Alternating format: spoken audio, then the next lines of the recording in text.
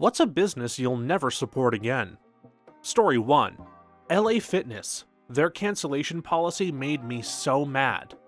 You can only do it in person, and you have to do it with a manager who's there 9 to 5. No issue signing me up outside those hours though. Screw LA Fitness. This was Planet Fitness for me. Had to cancel in person at the original location I signed up at. The problem was I had moved 1,000 miles away at this point. So I just canceled my debit card and got a new one with a new number. Mine is Gold's. They have a contract and a monthly subscription that they advertise as being billed month to month. Turns out that they require you to cancel in person in a similar fashion. And the manager is somehow never in. I finally lost it and used my work tools to locate his cell phone number. I work in sales in a similar industry and have access to this stuff. And I called him to pin down if he was in the store. Then I went in to get it done. Then he informed me that I first had to file a notice to cancel, which, wouldn't you know it, had a required 30-day wait. Just so they could get one more payment out of me. Never again.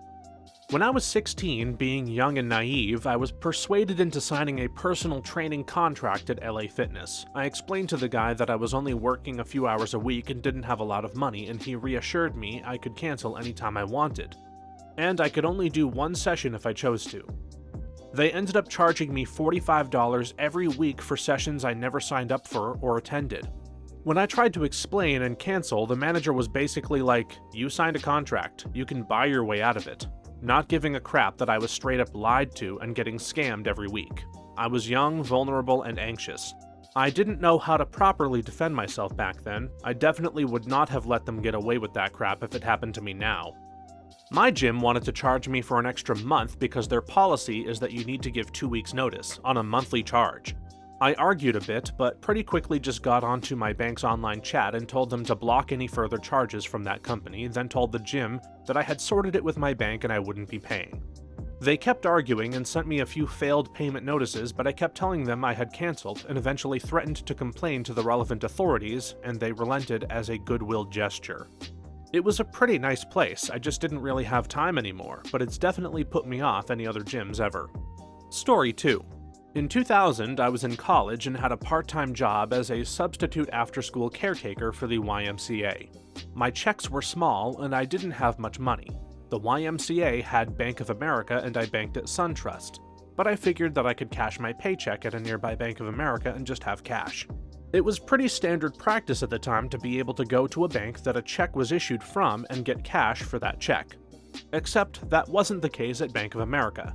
Unbeknownst to me, they had a $5 check cashing fee if you didn't have an account. I was surprised when I was shorted $5. Again, this might have been a $32 paycheck. They didn't tell me about the fee first and wouldn't reverse the transaction. I would have happily deposited it for the full amount at my own bank, even if it meant waiting a few days for it to clear. I will never go to a Bank of America. I will walk blocks to not use their ATMs. I would never set foot in their branch because they screwed me out of $5 25 years ago, when $5 was a lot of money to me. There was a Bank of America across the street from a condo I used to live in. I opened an account there just out of convenience, and a couple of years later I moved, and had a new job at a place with an excellent employee credit union. I walked into the Bank of America branch that I'd used a million times and told them that I'd like to close my account. They told me that I couldn't because there could still be outstanding checks on the checking account. I told them that there weren't, and that their policy was nonsensical because it would always be possible that there could be an outstanding check. Their policy made it functionally impossible to close a checking account. They hemmed and hawed and told me that I had to wait 3 days. I did. When I returned, they again told me that I couldn't close my account. I marched into the branch manager's office and threw a polite fit. In the end, she told me that if I withdrew my money in 3 days, they'd close the account. When I went to do the withdrawal, they wouldn't give me cash, as the account had several $1,000s in it. Then they tried to charge me $5 for a cashier's check. I literally started telling other people in the lobby that they wouldn't let me take my money out of the bank. People started freaking out and they gave me the cashier's check. 3 days later, I logged on to verify that the account had closed. It had not. They charged me $35 for having less than $200 in my account. then charged me a $50 NSF charge for not having the $35. This time when I talked to the branch manager, my fit was far less polite. She reversed the charges, closed the account, and gave me written verification. At the end, she asked me where I was moving my money. I told her, and she said, "Are you moving because they are better rated than us?" I lost my crap and practically yelled, "No! I am moving because of your customer service. I've seen muggers with better business practices." The branch manager seemed rather shocked by this. I will never darken their door again. My husband banked with them when he was in high school, went with his dad to close his account before he moved out of state. They didn't close the account and started charging fees that put the account way in the negative. He had no idea because he had moved and their letters weren't reaching him. 5 years later, he's living multiple states away with me and he gets a letter from a collections company trying to collect on the fees from that account. We had absolutely zero money, so we ignored it. A few years later, we got another letter that the debt was forgiven. I think they ended up in one of those predatory fees lawsuits. The one that sent me over the edge was when they charged me an overdraft fee because I might go overdraft. I was watching money so closely. I'd bought groceries and there was about $10 left in the account. There was no minimum balance on this account. The next day I checked my balance and it was like negative $60. I had 2 overdraft fees, but the account was never overdrawn, which was obvious because the fees were $35 each, which was $70. So obviously it was starting from positive. Basic math, right? I called and they said the system predicted I would go overdrawn, so charged me a fee preemptively, and then the fee sent me an overdraft. So they charged me another fee. I pointed out the flawed math, and they basically shrugged and described it as bank math. My God, did I lose my crap on that person. Absolute thieves. Went to a credit union and never dealt with that BS again. I am not a confrontational person, but I had to flip out in a Bank of America for overdraft fees. When I signed up, they asked if I wanted overdraft protection, which meant if I used more money in my checking than the available balance, they would take the difference from my savings and then stop any other transactions. Apparently, they ended the program and I missed the memo, so a cup of coffee that costs $3, but I only have $2, so I went $1 into the negative and they charged me $25 on top of that. I bought 3 items under $10 each and they charged me $25 more for each, and I had $1,000 in my savings. They said as far as they knew I could have made the charges knowing I would be charged a fee, and the convenience was having access to money before payday. I said if that was the case, I would have filled my gas tank and not bought a $27 cup of coffee. The ultimatum of reversing charges, or I would be withdrawing my savings and closing the account. I, too, hate Bank of America. I banked there for less than a year. One day, circa 2006, I went to a GameStop and made a purchase of a game console. It was like $300. Swiped the card, transaction is approved. Get in my car and get a tingly spider sense to check my account balance. I called the phone number to check my balance. Turns out I only had like $220 in my account, yet the transaction was still authorized. I also had $100 cash on me, so I drove straight to the bank and deposited the cash. Less than 1 hour between swipe and deposit, and thought, there, now I have $320. Once the transaction clears, everything will be kosher. Wrong. 3 days later, I called for my balance and had negative $15. I drove to the bank and demanded why a $300 charge resulted in a $35 overdraft fee when I had $320 in my account. The manager pulled up the transaction history and explained that the cash deposit was held for 3 days and was processed the same day as the purchase was, but the purchase was processed first. So it overdrew my account, and that's why I got the fee. I demanded to know why a cash deposit was withheld, as they said it was policy, and when I asked why the purchase had been processed first, when both transactions were pending from the same date, they said that was how the computer worked, and they couldn't do anything. So I told them I wanted my account closed, and they told me I couldn't close an account with a negative balance. I told them to screw off and walked out and never went back again. Long ago, when I was young and somewhat broke, I used to go to the Bank of America. I called them to let them know I was taking a trip to Switzerland and please don't lock my card for suspected fraud or whatever. They said, no problem, you're all set. First trip to the ATM, the first day of 4, trying to pull some francs out, the ATM locked my card and kept it. I called Bank of America and they said it was flagged as being stolen and locked. They said all I had to do was go to the nearest bank in America to get a temporary ATM card. I told them I was in Switzerland, as I had related on the call prior to traveling.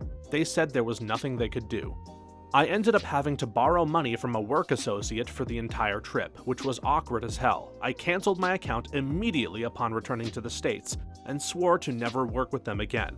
My friend informed someone at Bank of America that we were going to another state before we left, so the fraud alert wouldn't get set off. So we're in New York and her card wouldn't go through. The idiots canceled her card because it was used in New York, where she told them we would be. There was also no Bank of America in the area. We were lucky I brought enough cash, which was originally to fund food on the trip to get us home. Story 3. 1-800-Flowers. Actually, I never thought I would hold a grudge this long. 15 years, I think. I just figured they'd be out of business by now. Shocking that they aren't. All of those flower sites string you along the checkout process, wasting your time until the final page where the true cost of everything is revealed, which puts the Ticketmaster to shame. They're banking on a sunk cost fallacy, annoying people into paying their exorbitant fees. Edible arrangements are the same thing. Free next day shipping is their usual gimmicky promotion. It doesn't mean free shipping. It means if you order 24 hours before, you don't have to pay extra for it to go out the next day. It's still like $15 for shipping on already overpriced fruit. The last time I ordered from them, I spent $70 on 10 chocolate-covered strawberries. Never again. These companies actually just call your local florist. They're a middleman. You pick a bouquet off of some garbage website that the florist likely can't make exactly because they only have certain flowers at certain times of the year. The person from 1-800-Flowers haggles with the florist and charges you even more on top of the $50 to $100 bouquet. Support your local florist and call and pay them directly. I used to work in a floral shop, and we didn't even have them call us. They would fax an order, and it was usually with crap that we didn't have, like pom-poms and little plastic doggy noses. Where the hell do you even get those? So then we'd have to MacGyver something together, then they would complain that it didn't look like the websites. Bitch, we don't even have a website. 1-800-Floral what the fuck ever takes the order and then just sends it wherever. We live in a small town. The closest craft store is 30 minutes away. Sorry, we didn't want to travel to buy little plastic puppy noses for your white carnation bouquet and lose money in the process. On my never again list too. Years ago, I got a big-ass bouquet and candy set for my wife to be delivered on Valentine's Day. Paid extra for that BS guarantee. It gets delivered sometime after midnight because I got home from work at 12:45 a.m. and it hadn't been delivered. I get up for work at 6 a.m. and walk out to a pile of wilted frozen flowers sitting in a pile of snow. I called them up to complain and their answer was, "We shipped it on time, it's the delivery company that was late." A-holes, I paid almost 30% more and they basically told me to go screw myself. In 2007, I was living across the country from my family and wanted to send flowers to my mom. At the time, it was a pretty big cost to me. Because my family lived 12 miles out of town, they, the local florist, called my mother and told her she had flowers to pick up. This obviously didn't feel very special to her.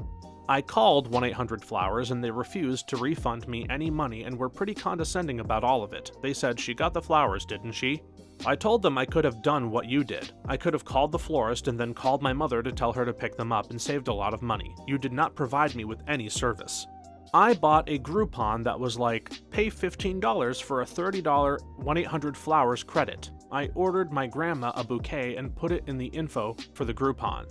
Had to also put in my credit card to cover the remainder of the balance because, of course, the thing cost almost $100. Everything goes through, only when I check my statement, they don't accept my Groupon and instead charge me the full amount. Called customer service and explained. The rep kept saying I can just use the Groupon for next time.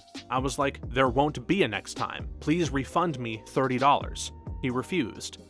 I was like, you cost me an extra $45 because not only did I not get the $30 credit, I also spent the $15 to start with. No matter how I explained this, he didn't understand. The supervisor didn't understand. No one did anything. I will be petty against this company until the day I die. Story 4. ADT by far. I called them after 2 years because there was an issue with the alarm. They informed me that although I was paying every month, their tech never activated our house in their system and refused a refund. You can file a complaint with your state attorney general's office. Taking payment but delivering no service in return could be considered fraud.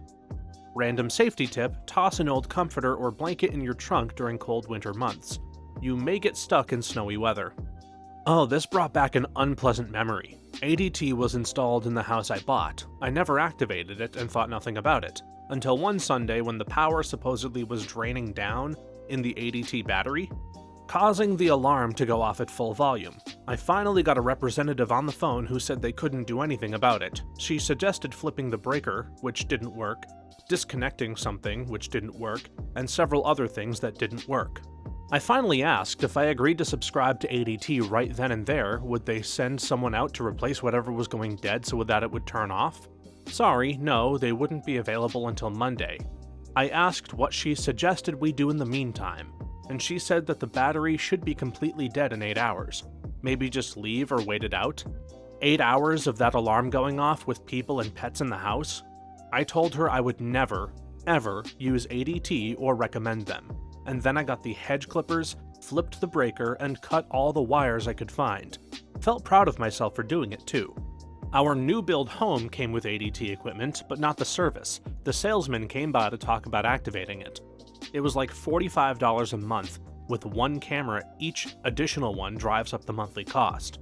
Screw that, I went and bought the whole Ring system. It comes with monitoring and as many cameras as I want for $20. Yeah, I know the Ring system is a little easier to exploit.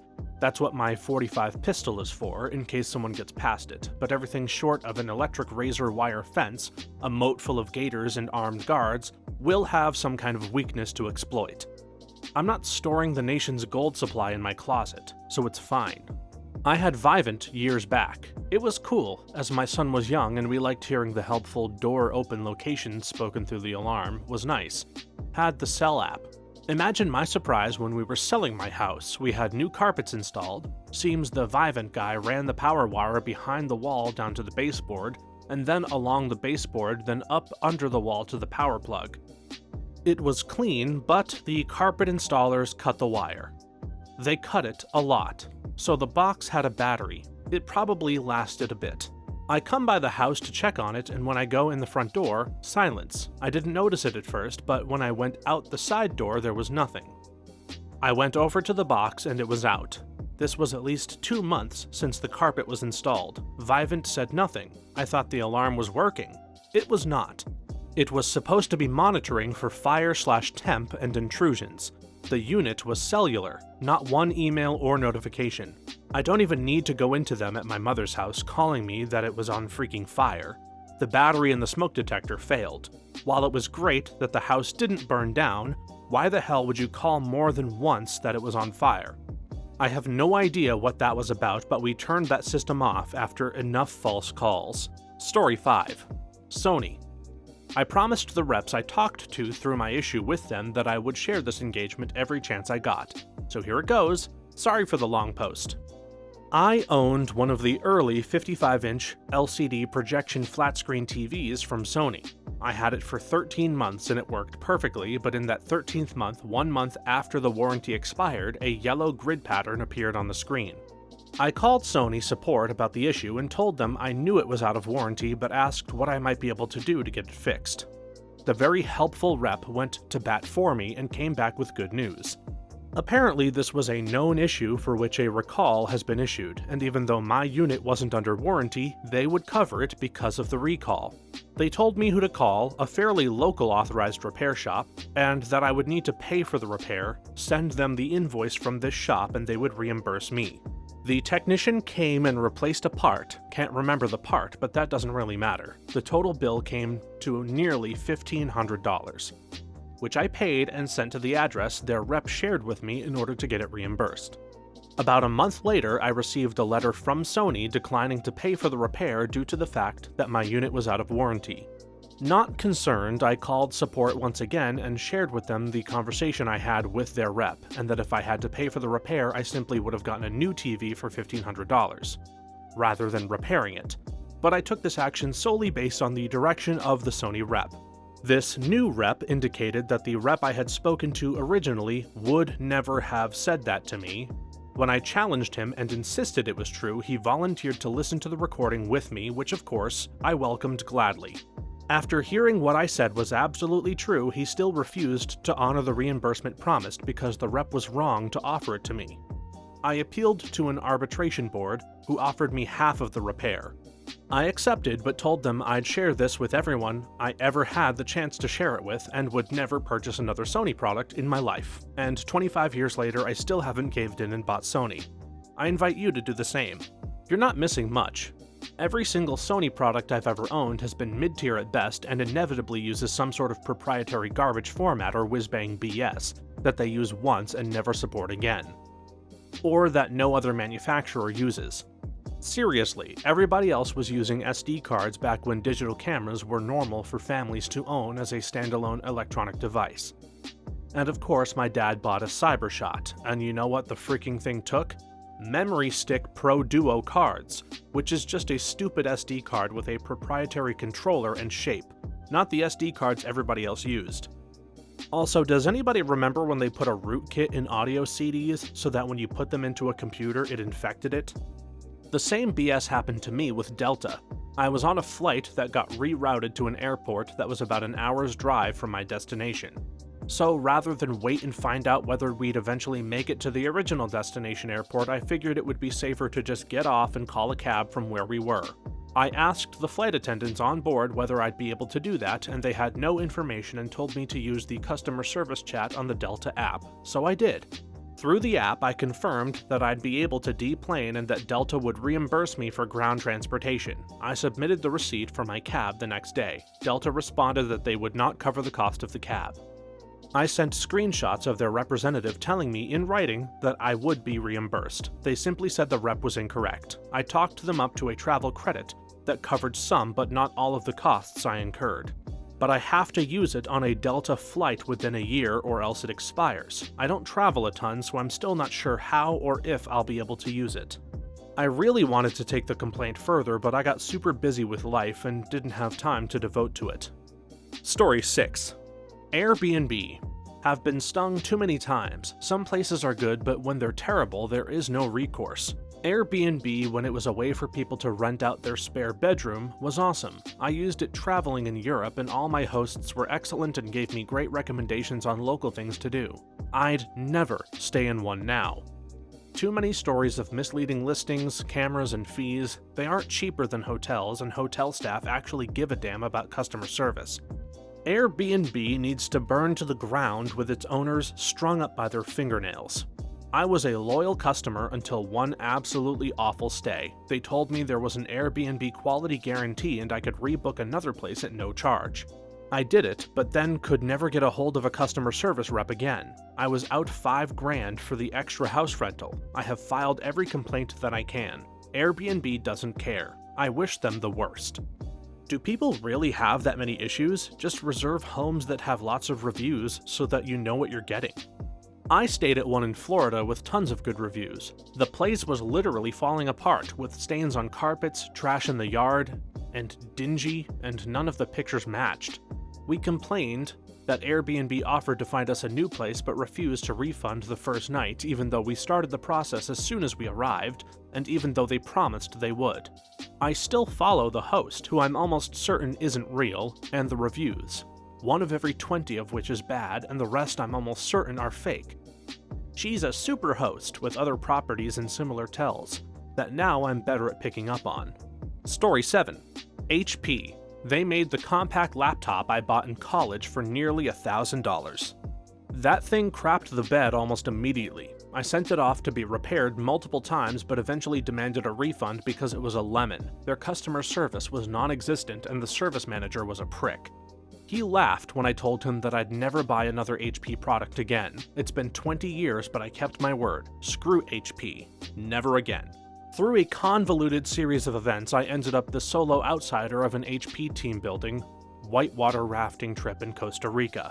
At the end of the day, the bus was supposed to drop me off at my hostel. I had paid for this to happen. Instead, the HP group decided they wanted to go straight to their cars and convinced the driver to kick me off the bus in the middle of this random city I'd been in for less than 24 hours, so had no idea where I was going. I had nothing with me as per their instructions. Since I had been on a raft all day, I'd brought like $10 for beer at the end of the trip, which had been spent. No phone, no money, no map, no translation book, nothing. Every one of those a-holes was perfectly fine leaving a woman alone on the side of the road in a strange city to save themselves 10 minutes. Every one of them had a smartphone and could have at least pointed me in the right direction first. I found my way back by walking in an increasing spiral until I recognized something, but Jesus, it was bad. Curse every one of those idiots and screw HP for employing them. I've traveled alone all over the world, and honestly that killed a part of my trust in people. I bought their laptop with a $100 rebate. This was when I didn't make a lot, and $100 was significant. Of course, to get that $100, you had to jump through some hoops. They had a list of stuff they wanted, the barcode on the actual box, the receipt, a form to fill out with signatures and some other stipulations that I don't quite remember, and you had to do it within a certain time frame. I was meticulous, met every demand, to the letter, gathered all that stuff up and sent it in. I waited for the 6 weeks as directed, called, and they said they didn't have it. Call back in 2 weeks.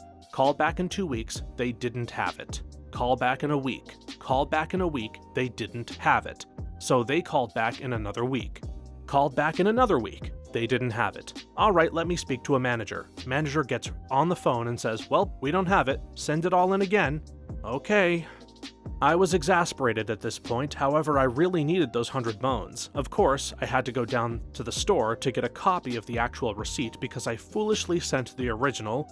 I filled out more forms, I had to get copies of the codes on the box from the original store, yada yada. I sent it again. I waited a couple of weeks, called them, they said they didn't have it and called back in 2 weeks. 2 weeks later I called and they didn't have it. Called back in 2 weeks. 2 weeks later, I called. They said they didn't have it. I got a manager on the line, he said to send it all in again. Incredulously, I did it the third time because I really need that freaking 100. I waited a couple of weeks and called, and lo and behold, they received it.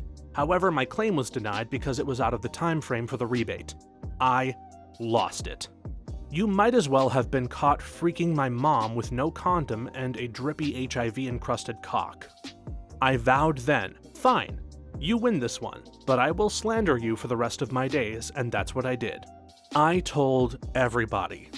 This was when computers and laptops were fairly novel, and every chance I got, every computer that I saw somebody sitting at, anybody with a laptop, or when computers came up in conversation, I told that story.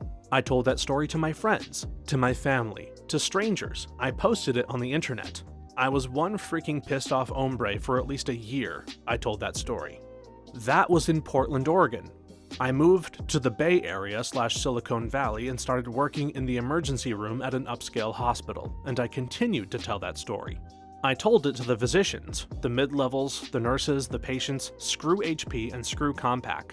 I told it to the leg fracture patient I was casting. Of course, I told it all with the vitriol and pure hatred of these freaking HP Compaq guys. About a week later, he shows back up at the ER with crutches and the cast that I had put on him with a check for $100. It turns out that he worked at HP, passed that story along, and they got me my money. I thanked him profusely, and thought that that was one solid dude. And he was. But I haven't stopped telling the story. Screw those a-holes. Story 8. Wells Fargo. When my dad died, they made settling his accounts so hard. They kept moving the goalposts every time I came in with the last requirements they had. My dad died practically destitute. It took over a month to get a hold of the $2,000 he had in his checking account. Oh my freaking god, same, when my grandmother died. The number of freaking hours I spent on the phone with them helping my grandfather, trying to verify his identity without spooking them, that he was a scammer, or that I was taking advantage of him. My only consolation is that I went through that cruel and unusual customer service before I got around to opening a credit card with them. Also, I'm really sorry for your loss. The logistics in the aftermath are just the cherry on top you don't need. My dad passed away in February of 2024. He has a bank account with money in it in our home country. They're refusing to let my mom, his spouse, get access to it and making her jump through an insane amount of legal things. So much paperwork. And then it has to go to court and be approved by a judge, which apparently takes over a year? Like, what the hell? It's like they purposefully make it difficult for the family of the deceased to access the money so they can keep it. I can't stand Wells Fargo. My purse got stolen, and when I tried to cancel my debit card and report the charges as fraud, they treated me like a criminal. They still made me responsible for half of the charges, even though they were fraudulent, and I made a police report.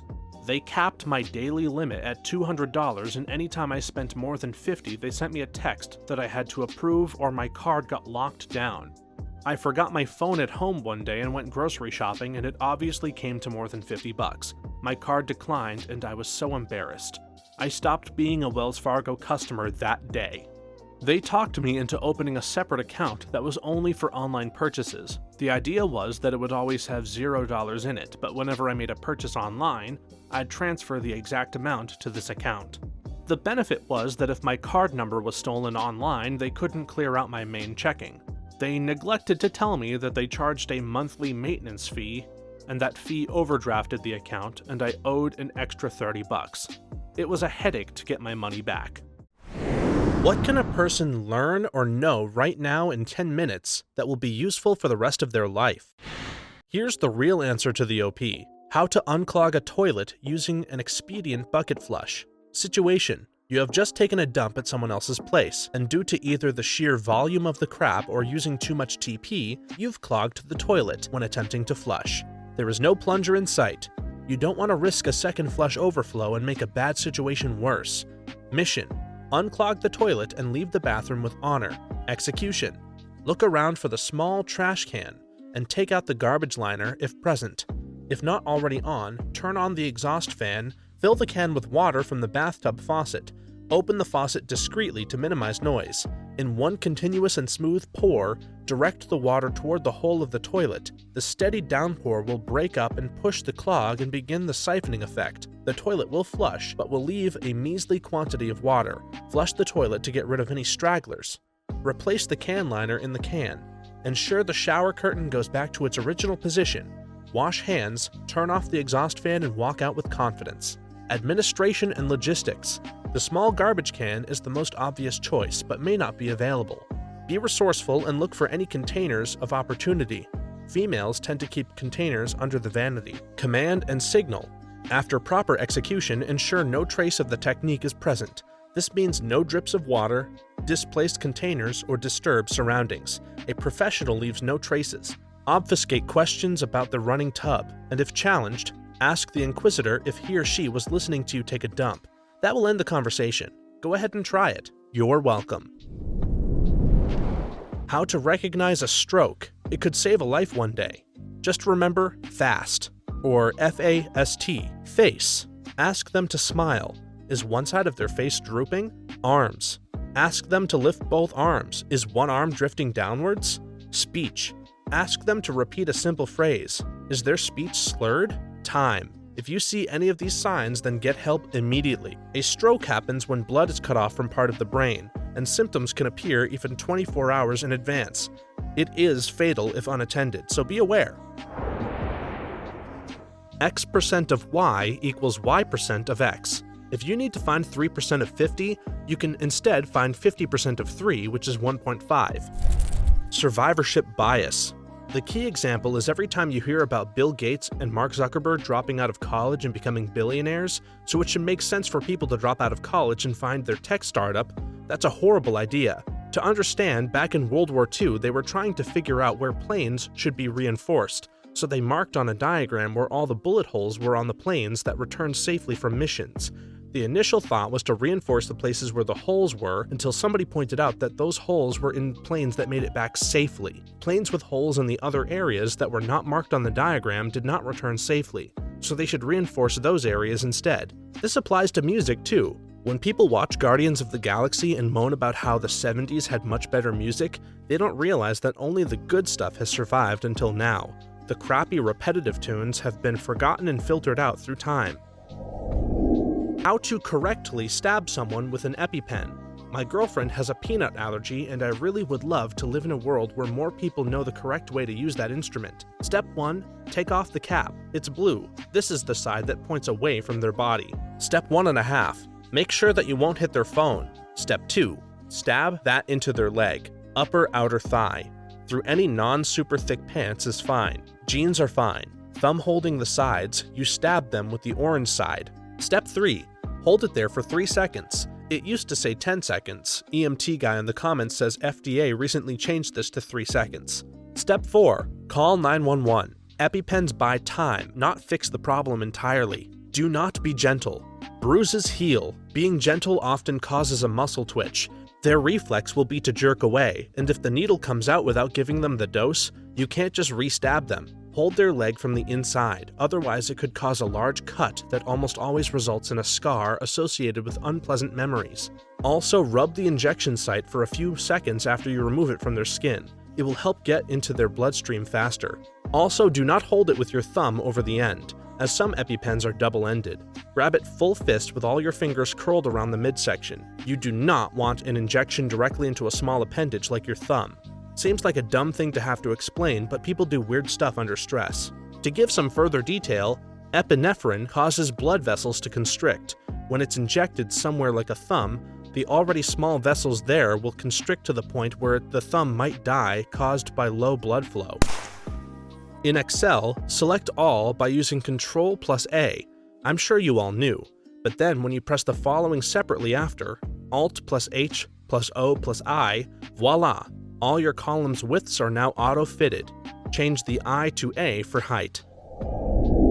How to properly breathe. Normally, we take shallow breaths into our chest. However, if we actually just take 10 minutes out of every day to focus on our breath and breathe down into our abdomen, we will actually begin to relax and feel so much nicer. Suddenly, things like meditation become easier.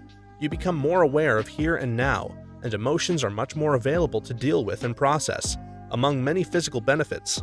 All just building on the simple act of breathing properly. Doing these 2 things will immediately improve the quality of your life. 1. Don't take things personally. 2. Assume the best in people. Simple, yet so challenging. 2 rules. 1. Assume nothing. 2. Follow up and check. My father taught me these, and I found that virtually every major mess-ups in my life can be traced back to ignoring one of them. You forgot the 3rd rule. Question everything. The NATO phonetic alphabet, because spelling out words over a crappy line can cause mistakes. When screwing the left pedal into a bicycle, the thread is reversed, so the left is tighter and the right is looser. I worked at a bike shop over the summer. A few times people came in saying they couldn't get the left pedal off no matter how hard they twisted. They were making it tighter. Salting your pasta while boiling them results in delicious pasta, which brings out the flavor of whatever sauce you're going to use on them. Are there people not salting their pasta? Edit. One more thing, try putting pasta in your pan with the sauce. It mixes the sauce better and stops the pasta from sticking. The basic structure of your nation's political system.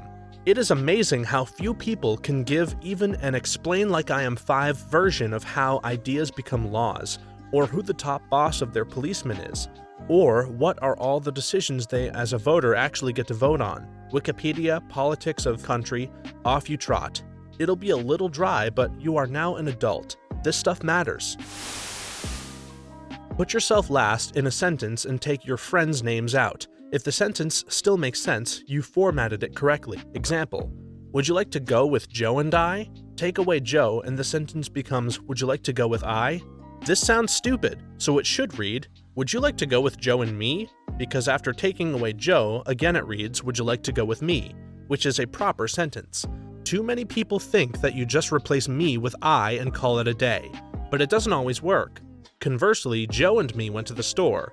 Take away Joe and the sentence reads, me went to the store, which once again sounds stupid. So the sentence should read, Joe and I went to the store. Because when you remove Joe, once more it reads, I went to the store, which is a proper sentence. How to tie a tie. This applies both to those who have to wear them and those who can help tie one for someone else. If you have computer data that is very important, then don't store it in one place. Keep at least one backup on a computer that will never see the light of the internet, so if you by chance have a massive ransomware attack, you don't potentially lose millions of dollars and thousands of hours of work. 3-2-1 rule. 3 backups in 2 places, at least 1 off-site. What confirmation bias is? Well, what is it? Imagine that you have tried to reach a friend with whom you have an ambivalent relationship by phone or email, leaving messages, yet have not received a call in return. In a situation like this, it is easy to jump to conclusions in an intuitive manner that your friend wants to avoid you. The danger, of course, is that you leave this belief unchecked and start to act as though it were true. Confirmation bias occurs from the direct influence of desires on beliefs. When people would like a certain idea or concept to be true, they end up believing it to be true. They are motivated by wishful thinking. This error leads to the individual to stop gathering information when the evidence gathered so far confirms the views or prejudices one would like to be true. Once we have formed a view, we embrace information that confirms that view, while ignoring or rejecting information that casts doubt on it. Confirmation bias suggests that we don't perceive circumstances objectively. We pick out those bits of data that make us feel good because they confirm our prejudices. Thus, we may become prisoners of our own assumptions. Source: Psychology Today. The quick way to convert from Fahrenheit to Celsius: subtract 30 and have it. Or for Celsius to Fahrenheit, double it and add 30. It's not absolutely precise, but it gets you within a degree or two and makes life easier when looking at weather forecasts and recipes, etc. in other countries, or when talking to my mother about the temperature. What to do if someone is having a seizure? 1. Try and move nearby furniture if possible so the patient doesn't hurt themselves. 2. Let them get on with it. 3. Once the seizure is over, move them somewhere safe and comfortable, a bed if at all possible, and keep them warm. Anyone with epilepsy will have done this many times before, and an ambulance is not necessary. Save it for someone who needs it. If it is someone's first seizure, or you are not sure, dial 999, 112, 911, or whatever. If a seizure lasts more than 2 minutes, call the emergency services. If a person has more than one seizure without regaining consciousness, call the emergency services. Never put anything in their mouth. You run the danger of them choking, and never try to restrain them. You will get hurt. I have epilepsy, and it scares the life out of me that if I have a seizure on the street, people won't know what to do. Another life pro tip: if you are epileptic or diabetic, etc., inform friends or coworkers, etc., and tell them what to do in emergencies. For some unknown reason, this is hardly ever taught in layman's first aid. Don't know about those in the medical profession. 1. Try to move nearby furniture if possible so the patient doesn't hurt themselves. 2. Note when the seizure began and start timing it. 3. Let them get on with it. 4. Once the seizure is over, move them somewhere safe and comfortable, a bed if at all possible, and keep them warm. FTFY.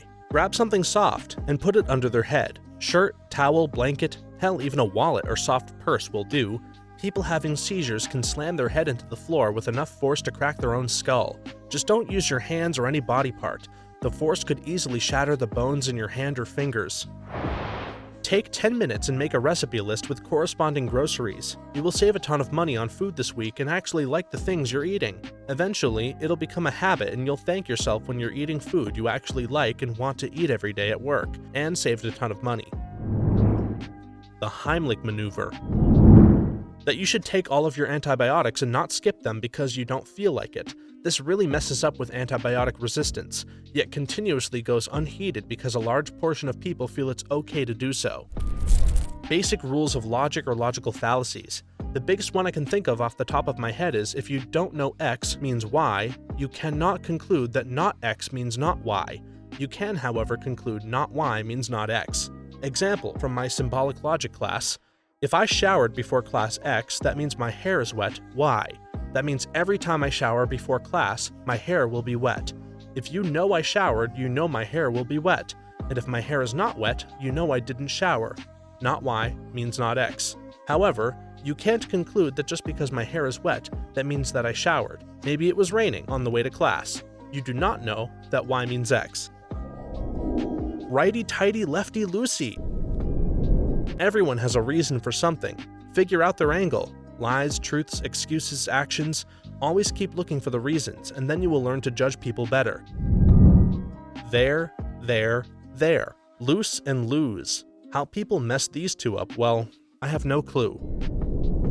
Standard tuning on guitar can be remembered as E, every, A, acid, D, dealer, G, gets, B, busted, E, eventually. Had a friend teach me that 20 plus years ago, and I remember it still.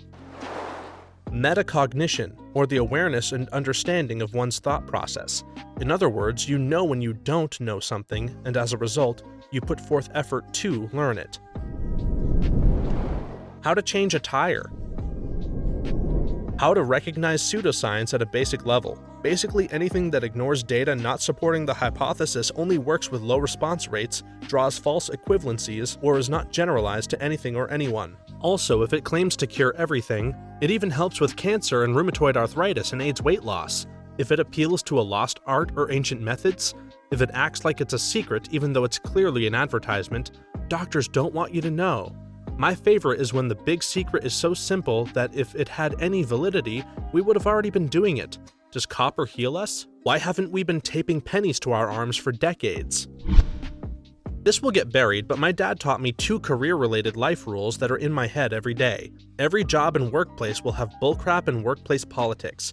You need to find an office with the bullcrap that you can live with. Figure out the budget you can live on. Factor in 1 or 2 reasonable entertainment expenses a week or pay period, and put the rest in a savings account, preferably one that's a bit difficult to access. Every raise and bonus goes directly into that account too. You don't need more money when you're already paying your bills, and with some extra, so put it away for big ticket items like a down payment on a house. Recognize a drowning person. That thread kinda changed my entire worldview, and explained why no one came to help me when I was drowning once. So how? Lifeguard here. It's usually never the thrashing and yelling that we think it is. A swimmer in trouble usually has a vertical body position. Their legs may not be moving much, particularly not horizontally or upwards. They won't be making much noise due to water engulfing their mouth or being tired. They may have a distant or glassy look to their eyes. If you see someone bobbing along in the water instead of moving around, look closer. They might not be enjoying the waves. They could be in trouble. When I'm doubtful, I check it out, call their name, alert others nearby, try to throw something at them, and avoid swimming out to them, as a drowning swimmer will often push you under to get a better breath. If this happens, dive down and push up and back on their chest, and swim away. And most importantly, if someone really is in trouble, immediately call or assign someone else to call for help. Clicking a link with your scroll wheel will open it in a new background tab. Welcome to the world of having 50 plus tabs opened at any time. Control plus click does the same. A few niche browsers out there didn't/don't have the scroll click. The proper way to perform CPR. You very well could save someone's life, but the #1 rule is to directly command someone to call 911. If you say, "Somebody call 911, everyone will just look around hoping someone else will do it. You need to point to someone and tell them they specifically need to call for help. It helps if you make eye contact and point at them. Not kidding. Why? Because you need to be authoritative, and people in a flap tend to take directions from a person who has assumed an authoritative role. But more than that, if you can't make eye contact with a person long enough to point at them and instruct them, then they are probably in a panic and will not focus enough to be able to make the call or to communicate with an emergency effectively. Military time, known to the rest of the world as normal time. Never attribute to malice that which can be adequately explained by stupidity. There are always 2 ways to tie your shoes. Make sure you learn the right way, because the wrong one unties really easily. Also, knots in general, because they are awesome. Formulas for the time value of money, helps with mortgages, how much you need to save for retirement, etc. How to sell and ship something on eBay. First, set up a payment method. PayPal. Find something to sell. I have 3 juggling clubs I never use. Priority medium flat rate box. Costs $13.60 and you can ship anywhere inside the US. Go pick one up from a US post office. It is free to take as many boxes as you want. They have them set out. Note, there are other flat rate boxes as well. Find the box that is self-sealing. Take pictures of the items. Start a listing and describe it. For these clubs, I could do either an auction for 7 days for 99 cents or $9.99 is a good start, or do a buy it now for 30 days for $25 is good, or $30 and add accept offers. You can compare the item to others already listed. Often eBay will also recommend a good price to start with. Set shipping to USPS medium flat rate box and shipping price at $13.60. Once the item has sold, eBay will prompt you to ship it. At this point, you could print your own shipping label at home and tape it to the box, or take the shipping address with you to the post office and they can print the shipping label there for you. If you have an addiction problem, stop all vices now, because it will just get worse and worse as time goes on, so save yourself a lot of years of resources wasted. And no, you can't moderate. It's not in our genetics. Also, it's okay and you are not inferior, it just sucks. It's a hard battle that you will have to fight, i.e. the urge or scratch to drink or whatever, but fight it. Stop caring about others' opinions, or as David Foster Wallace puts it, you will become way less concerned with what other people think of you when you realize how seldom they do. If you ever wanted to paste any text from a website or a document into another one without having the text being formatted with its original font size, color, and style, use Ctrl-Shift+V instead of Ctrl+V. This saves lives. The letter A, when used as the standalone word A, is not capitalized. Logical fallacies. A logical fallacy is when there's something wrong with an argument. There are 5 types I'm going to talk about. False cause. Correlation does not equal causation. Or just because 2 things happened in a sequence doesn't mean that they caused each other. Vaccination and autism levels have increased at the same time. Therefore, vaccines cause autism. Hint: this isn't a true statement. Loaded question. A question that has no right answer. Example: John, when did you stop beating your wife? Ad hominem. Attacking the person, not the argument. Example: Person 1. I think that medical marijuana shouldn't be legal. Person 2. Says the person who was held back last year. Bandwagon. Everyone says it's true, so it's true. Example: a few hundred years ago, everyone thought that sperm was just little human bodies that grow into bigger humans until they were birthed. Appeal to authority. A person in charge says it's okay, so it's okay. Example: Trump says that all Muslims are bad, and he's the president, so he's right. The alphabet in your country's sign language. Super useful if you need to communicate with a deaf person. Simple signs like thank you and please can go a long way too. Also, if your friends learn, you can have very tedious secret conversations in front of other friends. You can lose weight simply by calculating how many calories you eat every day. Use an app like MyFitnessPal to track every tiny morsel of food, and how many calories you expend. Get something like a Fitbit to help you. If you burn 500 more calories than you eat every day for 7 days, you will lose a pound a week. If you burn 1,000 more calories than you eat every day for 7 days, you will lose 2 pounds. Rinse and repeat and you will lose weight.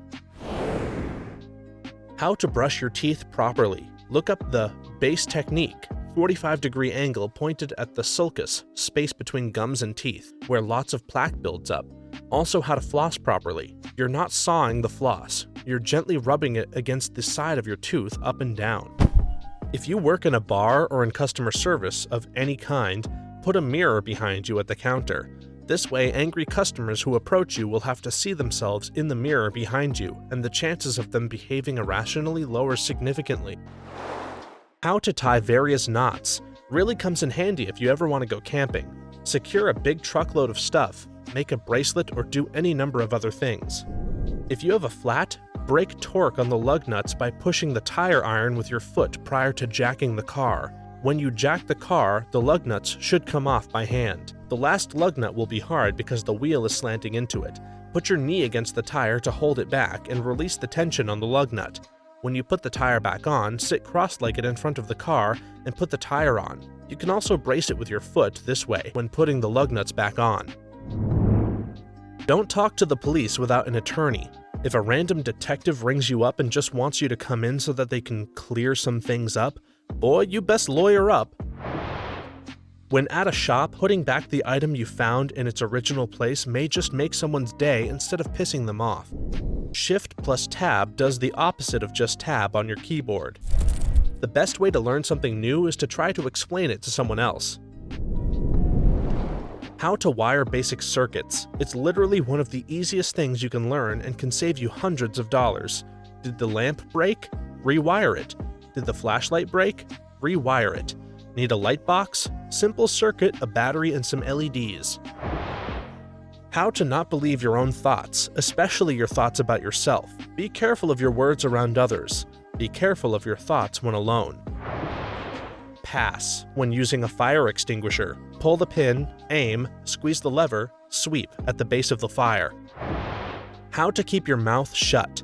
Example: anything you say can and will be used against you in the court of law. Now remove the words can and. That the internet is a dubious place for useful life advice.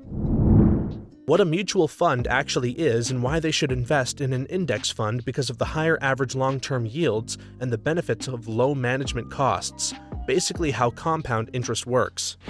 How to start and tend a fire.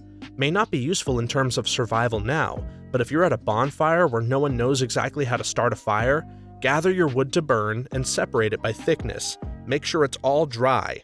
Collect a lot of wood that's about 1/4 inch or less in diameter, since that will be burning the most. Now lay out a bed of dry starter material, don't know the technical term. Pine straw, paper, dry leaves, something that burns easily and fast. Get a lot of it, and put a few of the small sticks and twigs on top before lighting it. As the twigs burn, add larger sticks as needed, being careful not to put too much wood on at once so as not to smother the fire. If you can't get the flames to stay, fan it using something. If you have a hairdryer, use that. That's about it. Always watch the fire until it's burnt out, so as not to burn anything you didn't mean to. Edit. I should have mentioned that I assume that you have a lighter or matches. I've only done it once with a flint and steel, and it took my dad and me about an hour that way. That's good to know how to do as well, though. Nobody cares as much as you do about the way you look right now. Seriously, let it go. How to effectively Google things can save you time and embarrassment from asking stupid questions that you could have just Googled. 3 to 4 chords on a ukulele. You'll be able to play hundreds of songs, and who doesn't love the ukulele? Good posture. Save yourself from back issues. Never trust a woman who claims to be on birth control even if you've been with her for 10 years. You're welcome. Doing one extra thing a day will quickly make you everybody's favorite person. Example: Monday, the boss mentions something that needs doing and you do it. Tuesday, the bin is nearly but not quite full, but you take it out anyway. Wednesday, a coworker is having an issue. You help them. Thursday, if a child wants to play at a specific playground, you take them. Friday, you make a dessert for the family after dinner. After that week, who doesn't like you? The real secret is these things aren't revolutionary. They're just ensuring that you don't fall into an insular rut. Everyone else is insecure too. How to change a fuse. How to make meatballs. The secret ingredient is a cup of water. Add that to an egg to a 1/2 pound of beef and a 1/2 pound of sausage. Then mix in whatever spice you want, breadcrumbs and Parmesan cheese till the mixture isn't soupy anymore. It'll rock your world. Disagree. Soak your bread in milk first. This is called a panade, and it is the classic Italian technique for making meatballs. Before adding the bread to the meat, give it a hard squeeze to remove any excess milk. Why would you add flavorless water to a delicious meatball? How to stretch properly. There are a bunch of videos about it on YouTube. If you do this every morning, it doesn't take much more than 5 to 10 minutes. You'll notice major improvements in your flexibility within a week, and it's not really hard or exhausting to do, and your joints will thank you. Save 10% of every dollar you make. It doesn't matter if you make $7 an hour or $100 an hour. I've been doing this for 23 years now, and I have no worries about my future. I could literally have retired in my 30s if I chose to live a more frugal life. What dirty little secret does your profession hide that the consumer should know? Valet driver here. Don't leave your drugs in the car. A kid took a pound out of a customer's car a few years back, and the dude came back flipping out, screaming at the manager. When the manager finally asked what was stolen and he told him weed, my manager just said, "Oh, well, you can file a police report then." I am a welder for a company that builds roller coasters.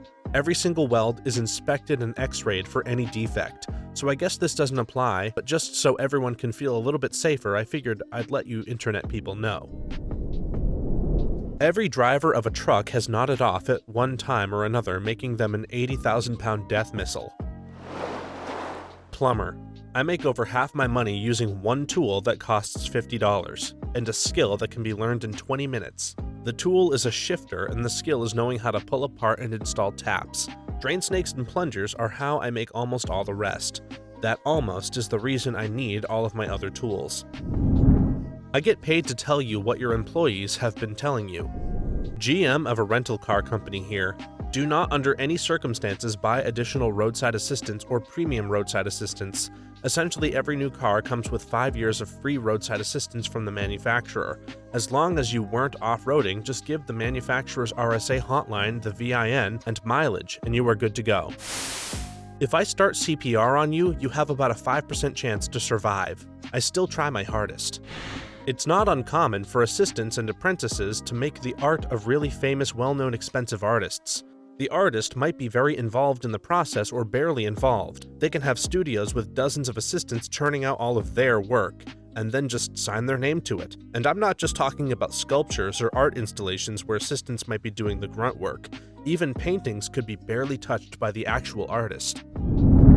I used to work for a major package delivery service, unloading semi-trailers.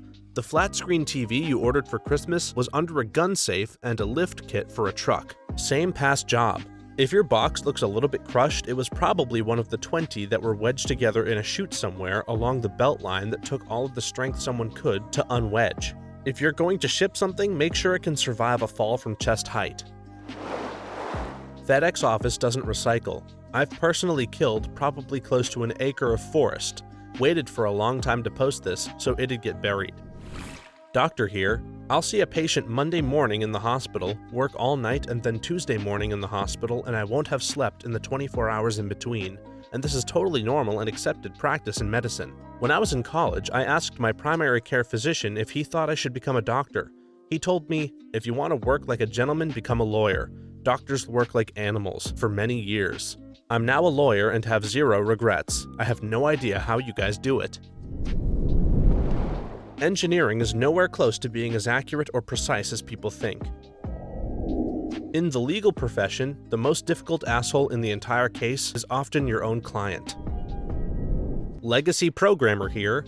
All of the debt from your houses, your parents' and your landlord's houses, and increasingly all of your credit card, consumer, and student loan debt are all being processed on 24-hour cycles on a system backbone that was written well before I was born. And I'm old, in Reddit terms. I work in mortgage servicing and tinker with the spiderwebs that hold up the economy as we know it. It's pretty complex because everything runs on spit and promises, and is equal parts sunshine and darkness. We find ways to squeeze tiny bits of performance improvements out of an impossible system so that we can immediately put more load on it. If you want to guarantee yourself years of work in an environment you'll probably hate, learn to code in COBOL. Most of the people in my department are within a decade of retirement if they live that long. Our company pays college kids to learn on the job now because there are no new COBOL programmers. I hate it. It's a chore to get up and go in every day. It's my dream job and I'm lucky to have it. If you're sitting at a blackjack table and aren't sure what play to make, ask the dealer. No, seriously, we're trained to know the official blackjack strategy guide and are allowed to give you that information, considered common knowledge. If the dealer doesn't know it offhand, their supervisor should have a copy of it and will help you out. Tech startups. Many places spend almost no time or effort on security. It's a race to add features and patch over major bugs to try and get some kind of revenue stream before funding runs out. Security isn't a problem until it is, so it's always on the back burner. Anyone who's ever been at a vehicle assembly plant knows that most cars have a quality of about 80% of their specifications, and they're sold that way to everyone. Many of the books you read, especially romance, aren't written by the person whose name is on the cover. Most romance books are ghostwritten and bought by someone else, often a man, I've found, and published under a female's name with a fake bio. How do I know this? I'm a ghostwriter. A lot of people think the military is synonymous with discipline and top-tier job training. I've seen things that would make a McDonald's worker think that their job is pretty high class. People in the kitchen and in factories also go to work when they feel ill, and you most likely have eaten something someone sneezed on, because there is a line between feeling so sick that you can't get out of bed and coughing and sneezing once in a while. Busting out of a throwaway for this one, only because I work for quite a big company that probably does have the resources to identify me by my Reddit account. I work in mobile phone sales for a mobile network. One of the biggest things we'll get you on is upgrades. Once your phone contract is due to expire and you're eligible to upgrade your plan and get a new handset, most people just come into the store, find a phone they like on a plan that they like, and take the first price offered to them. Others will ask if we can negotiate the price. We'll tell you no, and for the most part that's true. Call through to cancellation teams. I've seen the cancellation teams make some insane deals for people on monthly contracts, lowering people to plans on devices that would normally have upfronts in the triple digits and just wiping them without a second thought. Contracts where the customer is paying almost no premium on the phone or getting the airtime for next to nothing. It's insane. This also applies to your broadband at home.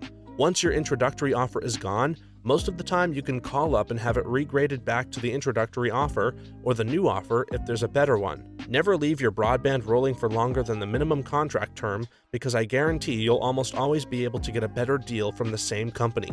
Got any 4G tablets or portable Wi-Fi devices with your phone plan as well?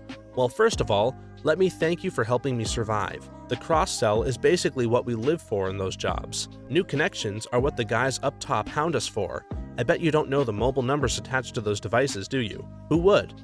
You never use them. When they're eligible for upgrade, a lot of salespeople will do it as a new connection rather than an upgrade in order to get a new unit added on, then cancel off your old one, or give you instructions on doing that. Check first if your carrier offers any benefit to upgrading those devices, because sometimes there are customer loyalty benefits attached to these sorts of upgrades, in order to prevent us from doing it this way. In the UK at least, your mobile carrier legally must unlock your device for free if it's outside of contract, and you request it. Get yourself some extra value before you sell your old phone. It only takes 10 minutes on the phone to customer services. Ever been in for a mobile upgrade and been cross-sold something as you can only get this deal when bought with your upgrade, or something to that effect? Look into it first. WBW plans do exist, but they're ridiculously uncommon, at least for the company I work for. Most of our offers are time limited, but if you want to take a few days to think on it, 9 times out of 10 we'll be able to do it later. We just like to hit daily targets to avoid getting sticks up our arses. Adam Ruins Everything uses Reddit for ideas. Very few institutions get computer security right. The fact that nothing catastrophic has happened yet is nearly a miracle. After working in the travel industry, I can tell you that hotel room rates are often not fixed prices. If guests come to the front desk and ask the price, we generally start at the high end. Most people accept this as fact and pay up. However, if a customer is hesitant or threatens to walk out, we can sometimes drop the price to keep them there. Often there is a bottom line price set by the owners. We can't go any lower than that or we'll lose money. Our code is utter crap and no one understands what is going on, but hey, it works. Whenever you see an advertisement with a quote from someone, we just had someone in the office say that, so technically we aren't making it up, even though we tell them exactly what to say. Software development. You will always be pressed for more time and money. Your product will almost always launch with major bugs and issues. You will spend most of your final moments before going live fixing as many of the visible issues as you can, and subsequent updates actually getting the product to where you envisioned it as you were building. How we fix our computer issues in IT. We turned it off and on again. Seriously, this fixes 99% of computer issues. Most everything at Applebee's besides meats is microwaved. It is against Walmart's company policy for hourly employees to call 911 in the event of an emergency. Rather, they must notify the nearest manager, which could take anywhere from minutes to weeks depending on where the manager is, what they are doing, whether the hourly employee has a walkie, etc. Employees can be and have been fired for calling 911 to report an in-store emergency. Biomedical researcher. 80% of published peer-reviewed studies are not repeatable. I'm an advertising photographer. Pretty much anything you buy based on the work of my industry won't be as nice as it looks in the ads. We put a lot of work into making something that's worth $5 look like it's worth $50. Accounting. That the appearance of everything is fine is more important than everything actually being fine. Financial statement sign-offs by accountants are becoming more like rubber stamps. Accountants are blessing financial statements that haven't been properly vetted because of cost constraints engulfing the industry. It's only a matter of time before the next Enron or accounting scandal. If you enter sweepstakes or contests, some sites will use your friend list to decide how popular or cool you are, and it ups your possibility to win. Barely anyone in the state of Georgia gets an autopsy. If you wanted to kill someone over the age of 40, All you would really need to do is make sure that they had some kind of previous medical history and that the body was found outside of a metropolitan area. The coroners here are only required to have a high school diploma. Some states are worse, most better. I work in video games. Our job is to make our game as addictive as possible so that we can make the most money out of microtransactions. Think mobile phone games. A lot of our game design is by marketing telling us what people will most likely buy in the game by watching data. Sure, it starts free to play, but to keep you playing and paying, we mine data and make it more sticky. After a while, I felt like I was working for a drug dealer and quit recommending our games to people I knew. Sure, people have fun playing the games we make, but I don't want to hear later about how much money you or your kids wasted on it. In a call center, we're more likely to waive admin fees if you're nice to us and we like you.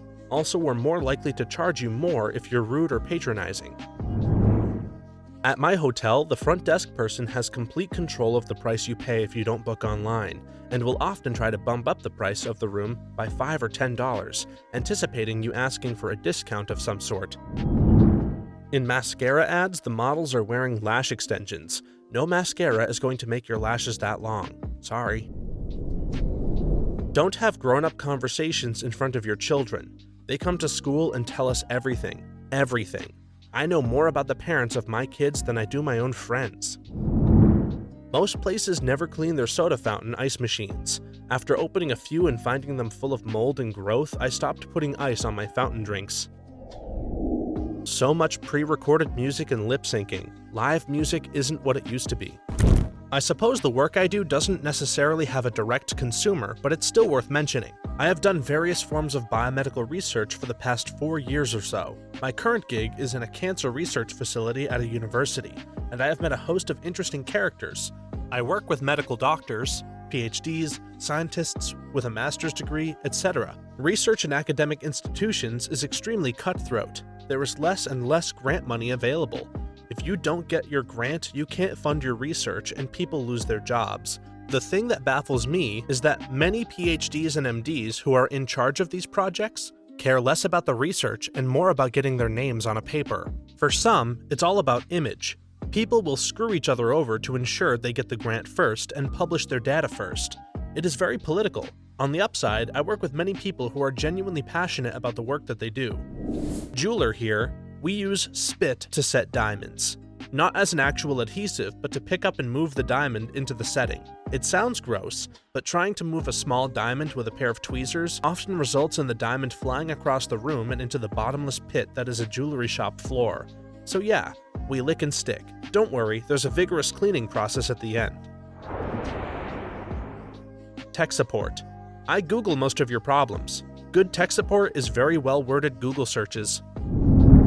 If produce falls on the floor, no matter how dirty the floor is, at my store we just put it right back on the produce tables. Always wash your fruit and vegetables. I work in an advertising agency, a big one. When we get close to the Cannes advertising award season, there's a sudden interest in world issues or minorities, topics that usually grab the judge's attention. There are also quite a few brands that pump money into research in order to come up with some half-assed story, usually a short film on how their brand is helping said minorities or contributing to a worthy cause, etc. This is obviously all crap, and all they want is the award and to be in the press, which automatically gains the advertising agency more exposure, and the brand a lot of free advertising too. The research bit? A script that has been completely approved client side, and we have to go by religiously. Even if that means working overtime, which we obviously don't get paid for. You can sue a prison for holding you after your release day if they screw up your release, or can't release you on time for whatever reason, and it's like $7,000 for every day you're held over. There is no cloud, it's just someone else's computer. Chipotle worker here, we don't chop our lettuce anymore. It comes pre-chopped in bags. Bags. Sometimes your professor learns about the thing that they teach you so confidently just hours before giving the lecture. Paralegals have access to lots of databases to find private info. Depending on the database, some of us have looked up people who are not involved in our cases. Even when the market price of our item drops, we don't pass the savings on to the end user. It results in a massive disparity between new and old customers. You can bargain with the funeral home. Shop around. You can save thousands. Paramedic here. Ambulances are not sterile places. Teaching. Yes, we do talk about the kids in the teacher's lounge. Any medical profession, i.e. physician, pharmacist, nurse, etc., we all consult the internet just as much as you probably do for whatever your perceived ailment may be. Yes, we go to school for an extremely long time, and yes, we are experts in our fields. However, it is sheerly impossible for a single mind to know everything off the top of their head in any and all realms of medicine. Doctor here. It's practically impossible to get an incompetent colleague to lose their license unless multiple patients complain.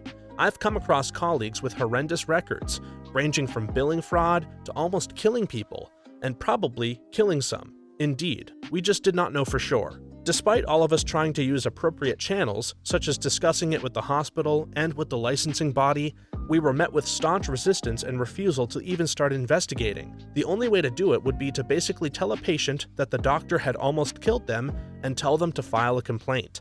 But then if that information leaked, we could be sued for defamation. It's really terrible. I can get into just about anywhere with my HVAC work shirt and service fan. Nobody asks you anything. People have their passwords written on sticky notes and stuck to their monitors far more than you'd like to believe.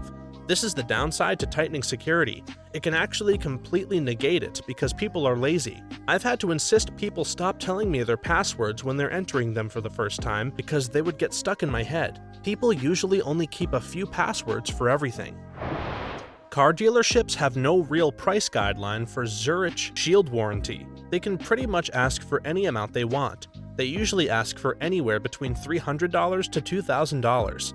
They usually push this really hard when they have to bend over backward with the price of the vehicle. You can buy do-it-yourself products and achieve the same results for under $100.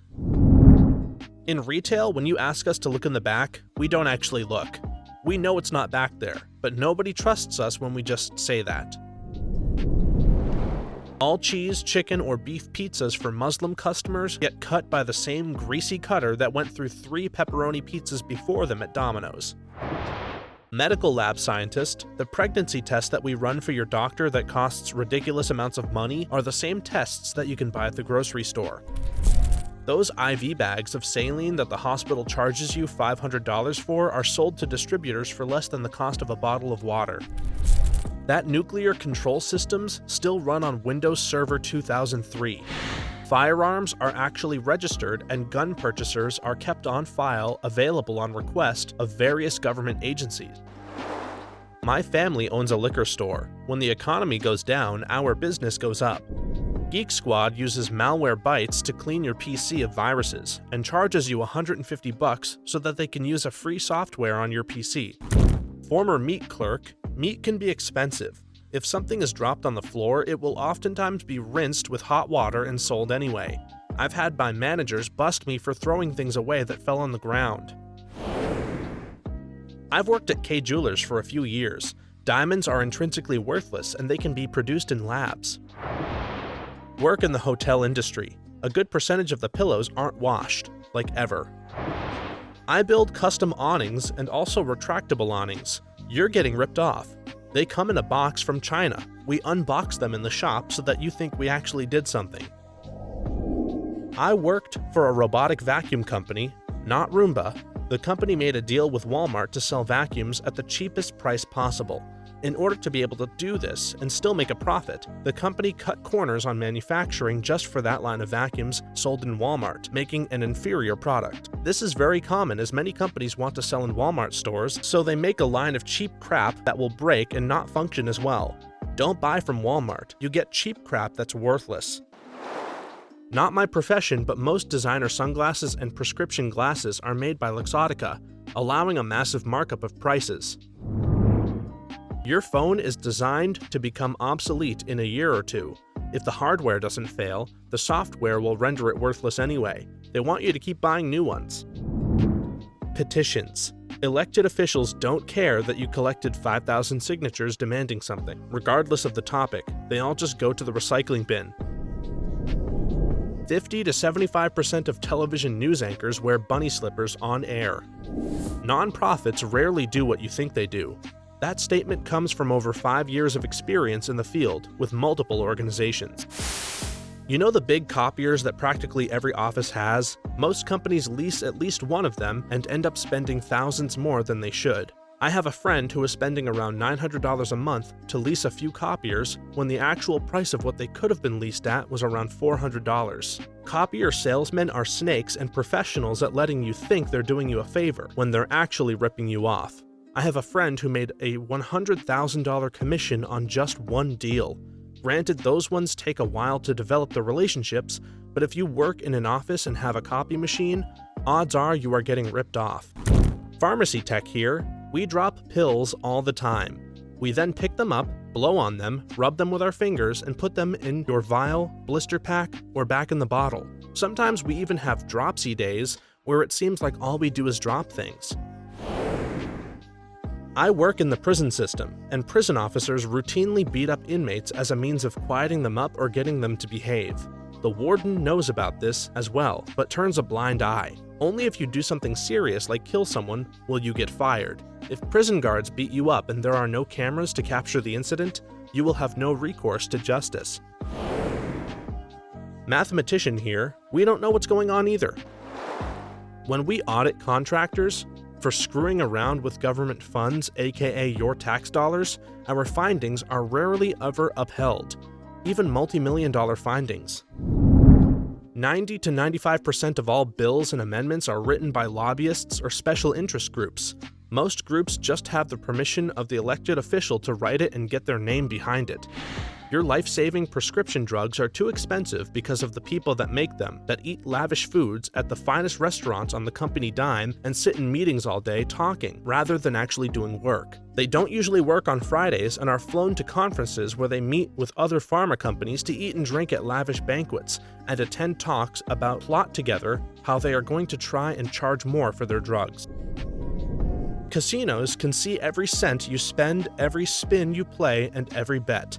I've often talked to the finance department, and we would often look at hundreds of lines on a spreadsheet for a slot machine for a specific day and time to spot problems. It depends on the casino management system, CMS, but even payback percentages can be raised or lowered for specific times of the day. The points of the rewards cards are usually at a high ratio of 40-1, which is one my old job used. So for every $40 you got 1 point, which is a cent or whatever the casino deems it to be worth. So that t-shirt in the gift shop for $10 that you buy with points really cost you about $400. The rewards card can also track your play more precisely. The monitoring of each spin I mentioned is now linked to you as a person with your address and probably your picture. So if you spent money beyond what you claim for your income, the tax man may be interested in where you got it. Made in America really means that we bought all the parts from China and just assembled them here in America, and that's why they're trash and break down all the time. Physical therapy. You can Google your injury or area of pain and find a comprehensive exercise and stretching routine for it online. We use the same exercises and stretches. If you can't figure out where or what your pain is from, go for an initial evaluation and then Google what they tell you. Lumbar pain, rotator cuff strain, etc. as opposed to dropping $20 to $100 a visit for 8 weeks. That toner cartridge your office just paid $200 for cost me about $4 to fill it for them. Law enforcement. The system is rigged against the poor. What really cool thing was killed by modern technology? The freedom to mess up unnoticed. Edit.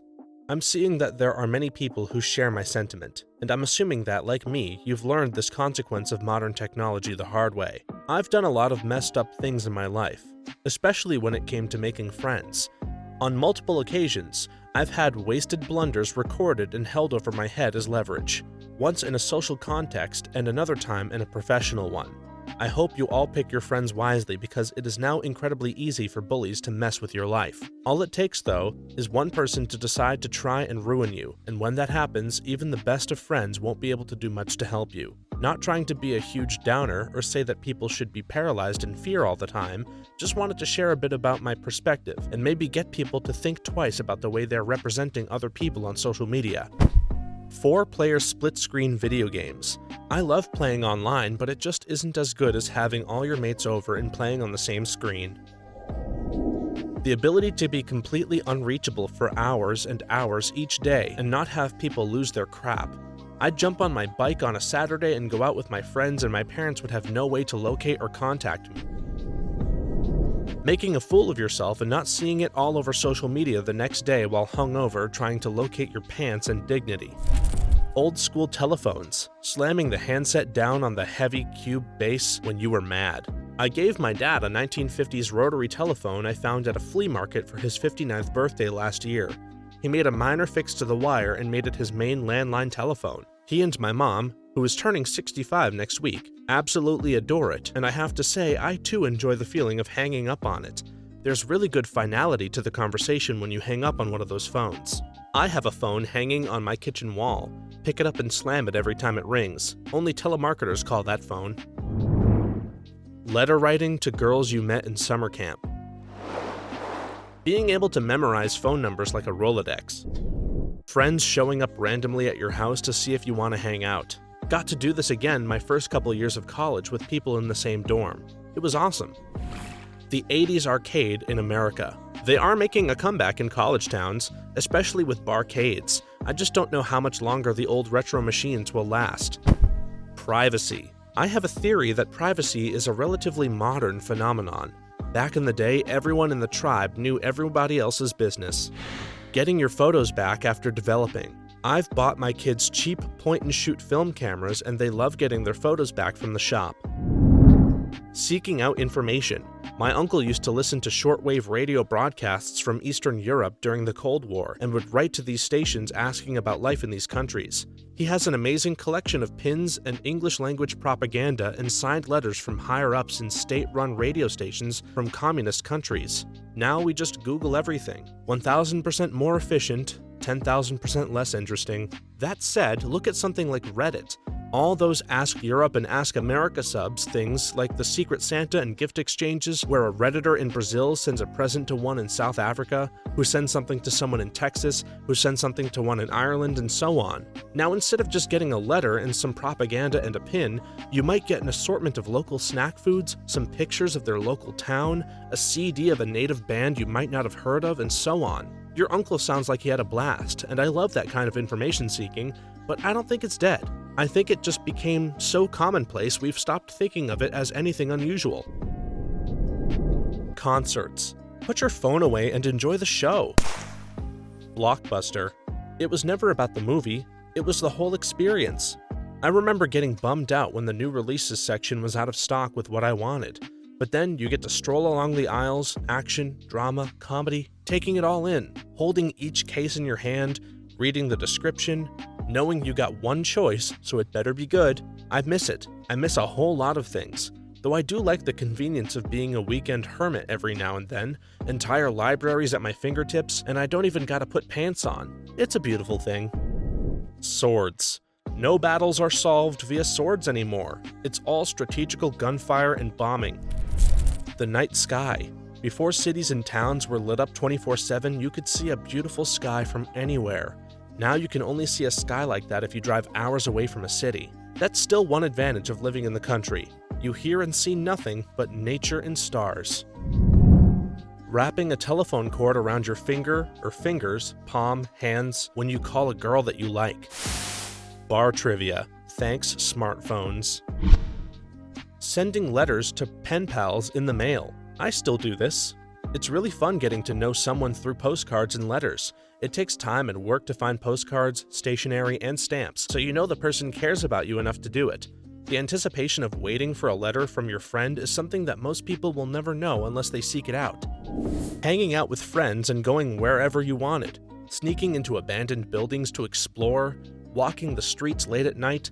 That all sounds very suspicious, but I hope you get what I mean. With all the surveillance today, it's practically impossible to do anything without being monitored, and we have become so adjusted to that knowledge that we don't seem to remember the fun of doing anything you wanted and nobody would know of or care. Now if I want to go out at night and walk wasted with my friends down a street, there are bound to be 20 cameras watching me, and GPS monitoring on my phone, etc. Who knows what else?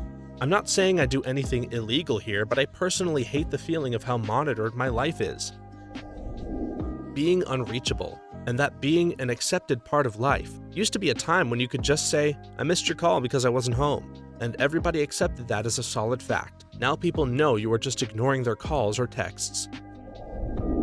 Night tag. I was the youngest of 4, and we grew up in a neighborhood brimming with kids. On weekends, we would play street hockey all day, go in to eat dinner, and then come back out and play night tag until dark, maybe 11 p.m. There would usually be around 20 of us playing, and we could run through or hide in any yard on the street.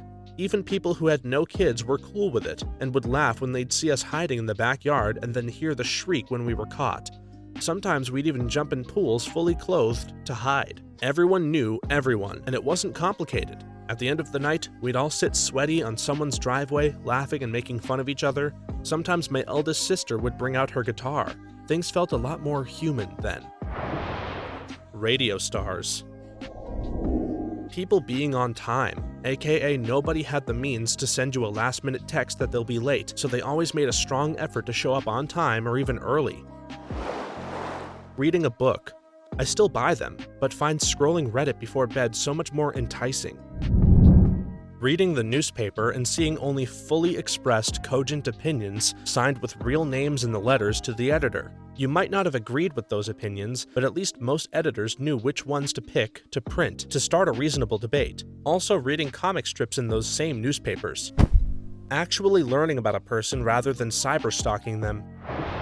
Fully mechanical solutions to complex systems in vehicles. The distributor has driven off the engine and had a contact for each cylinder to send a spark to them. The timing could be changed by rotating the distributor. Electronic coil on plug systems killed the distributor, but opened up way more tuning potential. Carburetors metered the fuel going into the engine, based on throttle position, replaced by electronic fuel injection at each intake port, or direct injection into each cylinder. Limited slip differentials use crutches to limit the difference in speed between the two wheels on an axle. Very useful in snow and off-road. The cheap way to achieve this now is using wheel speed sensors to detect the spinning wheel and apply the brakes at that wheel only, using ABS system, to send power to the other wheel. It's not nearly as good, but saves a bunch of money. Engine fan clutches made from bimetallic strips. When the strip heats up, the metal on one side of it has a larger thermal expansion coefficient than the other, causing the strip to curl. This effect was used to engage the clutch when the strip was hot, and disengage it when the strip cooled. Fans are no longer driven off the engine, they are electric instead. I have a mechanical engineering degree, can't call myself an engineer until I get licensed, so I really love those old school mechanical solutions. The electronic replacements are in many cases better, but they are harder to fix and more of a black box that I have a harder time understanding. Edit. Forgot about valve trains. For now, we still have cams actuating valves to control their timing, but work has already been done on solenoid valves for engines. It will be another win for tuning and efficiency. Trebuchets. Finding out things in video games for yourself. You used to hear rumors about secrets, cheat codes, etc., but now you can look up anything on the internet, so there's no mystery and no surprise. It's the main reason I always try to go in blind when playing games. Manual roll-down windows in cars. I used to have the luxury to roll down my window whenever I want. Now the car has to be turned on for no good reason. It's madness. Mid-air dogfights. Every fight in the sky now is about who fires the missile first and doesn't have enough technical countermeasures. Dropping off the grid. Nah, it's possible. Last year, I did it for about a week and a half, left my phone and other electronics at the house and just took off. Drove around the southern/eastern US, finding my way around with a paper map. It was a good time. Theoretically, you could do the same thing, but get some land out in the middle of nowhere and build a cabin or something. Stay, forever. Products that were built to last. Now everything is designed to break. 99.99% of everything didn't last, even back in the day. The only reason we think it did is because the only things we see from those eras are the tiny fraction that was durable enough to survive. So we assume everything from that era was like the examples we see today. Likewise, in 50 years, people will think things from today were really tough and durable, because all the things which break easily would have broken and been thrown out in the meantime. Mechanical calculators. I'm talking about Curta. Google it. They are really cool. It's impressive how they built them. Looking at the diagram. Pushing someone into a pool who's fully clothed. Used to be a fun prank. Now it's expensive. Developing photos in a dark room. My school still has a darkroom, and anyone taking studio and media or photography develops their own film, I think. Card cheating in casinos before cameras. Seriously, some really talented men spent hundreds of hours mastering moves and extremely delicate touches to pull off some superb sleight of hand. Richard Turner is a great modern example. Look him up on YouTube. Practical/manual special effects in movies. Practical effects are coming back. The new Star Wars movies and Fury Road both used a ton. Conversation. We used to be able to talk about who scored in the 1994 FA Cup final for 20 minutes to get to the bottom of it. Smartphones killed that. Modern graphics in video games. So many games are now, look at how pretty it is. So many systems needing to play well together to make a AAA game. Now games are released in whatever state the publisher wants and just get patched when it happens. Thank goodness for indie gaming where games can look meh against big publishers, but you'll play again and again because it's crafted so well. Intimacy/quality time together. There have been so many times I've seen couples or families spend time together with faces glued to their phones and tablets. Edit.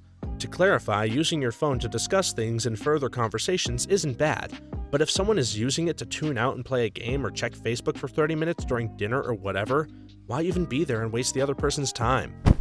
Console games you can just switch on and start playing right away. No system updates, day one patches, home screens, store pages, advertisements, etc.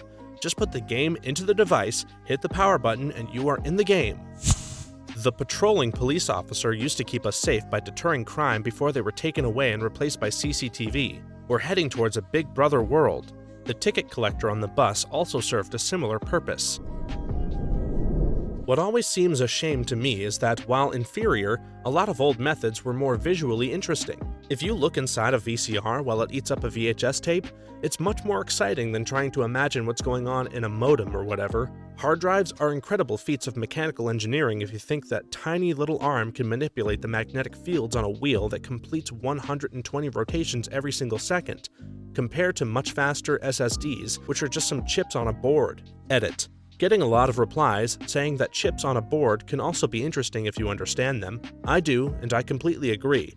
My point in this comment is simply that it's much harder generally for us to comprehend them and see them in action. With a hard disk drive, etc., you can see the disks spinning and the writer head moving. But for our brain to process what actually happens inside a CPU, not to mention how often, is on a whole different level. They're interested in different ways, and as much as I like the incredible technology that goes into the semiconductors and nanoscopic transistors that make our processors, I also like cool mechanical stuff too. Smiley face. Fountain pens. Handwriting in general. There's something personal, almost intimate about handwriting. Each person's writing is utterly unique and changes with emotion. Flip phones. It's impossible to dramatically hang up on people these days. The ability to walk in a public place without listening to people's phone conversations. Pocket watches. Pocket watches are awesome. Before I got my wristwatch, I'd always pull out my phone to check the time, something which always reminded me of a pocket watch. They're kinda back in a weird way, I guess. Alone time. It's so socially unacceptable these days to not be immediately available for contact. I miss just being able to chill out for the night on my own, or with some friends without having to make up some "my battery died" excuse. Writing letters to each other, sending cards, the excitement before meeting someone after a long time, etc. Playboy magazines. Does stalking count as cool? Regardless, stalking just isn't what it used to be. Old-time stalkers had to get out of the house, dig through garbage, follow you in your car, etc. Now everything can be done from the privacy of their own homes. Passing notes in class. We folded them into all of these crazy little shapes and decorated them with drawings. I remember how it felt getting a note passed to you, and it was so fun. Such a different feeling than a text. I had a pencil box full of notes that I kept after high school. When I stumbled upon it a few years ago, it was like a little treasure chest of all these personalized memories. The handwriting and doodles of all my friends, it was awesome. Apparently dozens of different apple flavors. There used to be tons of different kinds of apples, but now those flavors are extinct because of growers using technology and genetic know-how to focus on only growing a few kinds that will grow the quickest and easiest, and that the grocery store wants. Blockbuster. Prank calling people. No more jerky boys. Not necessarily a cool thing, but it used to be that we would all have our lowest moments in life without being recorded and blasted online. Remember that doctor in Miami who attacked her Uber driver? It was on camera and put all over the internet, and she lost her job, and it basically ruined her life. I'm not saying it was right what she did. In fact, it was horrendous. But we have all had our moments. If you saw me during my lowest moments, you wouldn't like me much either. One cannot go through life acting perfect all the time. Sometimes we go through life doing everything right until we have a break of sorts, and we shouldn't have to be subjected to ridicule online because our judgment sucked one day. Old technology. Faxing stuff to people was pretty frickin' cool a while back. For example, come to Japan. They don't use PDFs, they fax everything. Kids playing outside. I live near parks. Kids play outside just as much as they used to 20 years ago. I'm in Oregon, and there are always kids at the playground by my apartment. It's a pretty neat park, actually. Has a bunch of fountains that you can run through, and little rivers with waterfalls you're supposed to walk through in addition to all the normal playground equipment. Then there's a skate park right next to it and some trails in the woods, and it's got a few Pokestops. I hung around there last summer because of that. Anyways, it's pretty lively. I never see it empty in the summer. Meeting a girl in real life and actually getting to know her before you had sex. Tinder and Grindr have ruined intimacy for millions of young people who end up being severely damaged by bad relationships. But those are literally hookup apps. People shouldn't be going in with the idea that they are going to marry that person. If they want a relationship, they'll actually look for one. Zeppelins. Road trips. We had no idea what to expect without Google Maps and the internet. Everything was terra incognita. You'd never book ahead of time because you didn't know what was there. You'd just pile into the car and have an adventure of a lifetime. Road trips were a coming-of-age rite. Now I don't blame young people for not road tripping. You can see it all online. It feels like there are no more unknowns out there. Having to plug your GameCube memory card into your friend's GameCube to visit their world on Animal Crossing. Shorthand in journalism. Some people still use it, but it's not a skill you seek out these days since we have audio recorders and cameras to capture things verbatim. The nice ding sound all microwaves used to make, it's now been mostly replaced with a terrible beeping sound. Typewriters. I had a typewriter and it was crap. The arms would get stuck together and the ribbon was such a pain. I do, however, secretly long to hear the sound of those clicks after every keystroke, and the ping after you'd gotten to the end of a sentence, followed by the noise from pushing the top part back into place. It was a strangely tactile experience. A mechanical keyboard is the thing you're looking for. Actual human interaction. Never came across it myself, but heard it was legendary back in the day. The night sky. There was so much light pollution anywhere with significant human presence. Cassette tapes were really cool. Doing your own mixtapes and utilizing the space you had to choose specific songs and stuff. It wasn't just about the music. It was about taking the time and effort to do this, especially if you did it for someone else. I remember being 9 when I did my first mixtape and I was so proud of it. Drive-in movie theaters. Co-authoring physics papers with cats. Movie and music hunting. Going to secondhand stores and flea markets to see what oddities they might have. Now I can just eBay things. The pub debate. Those discussions used to last the night and provide a lot of laughs. Nowadays, someone just ends up Googling it. Getting lost in the inner city and then having to breakdance to gain the respect of the local youths so that they can give you directions to the nearest hospital because your wife is in labor in the backseat of your car. The inclination to stop and ponder about a question and form our own individual opinions instead of Googling the answer immediately. Blockbuster. As a kid, it was awesome going to Blockbuster on a Friday and Saturday evening with my parents, getting a DVD or two, some snacks, and maybe a video game.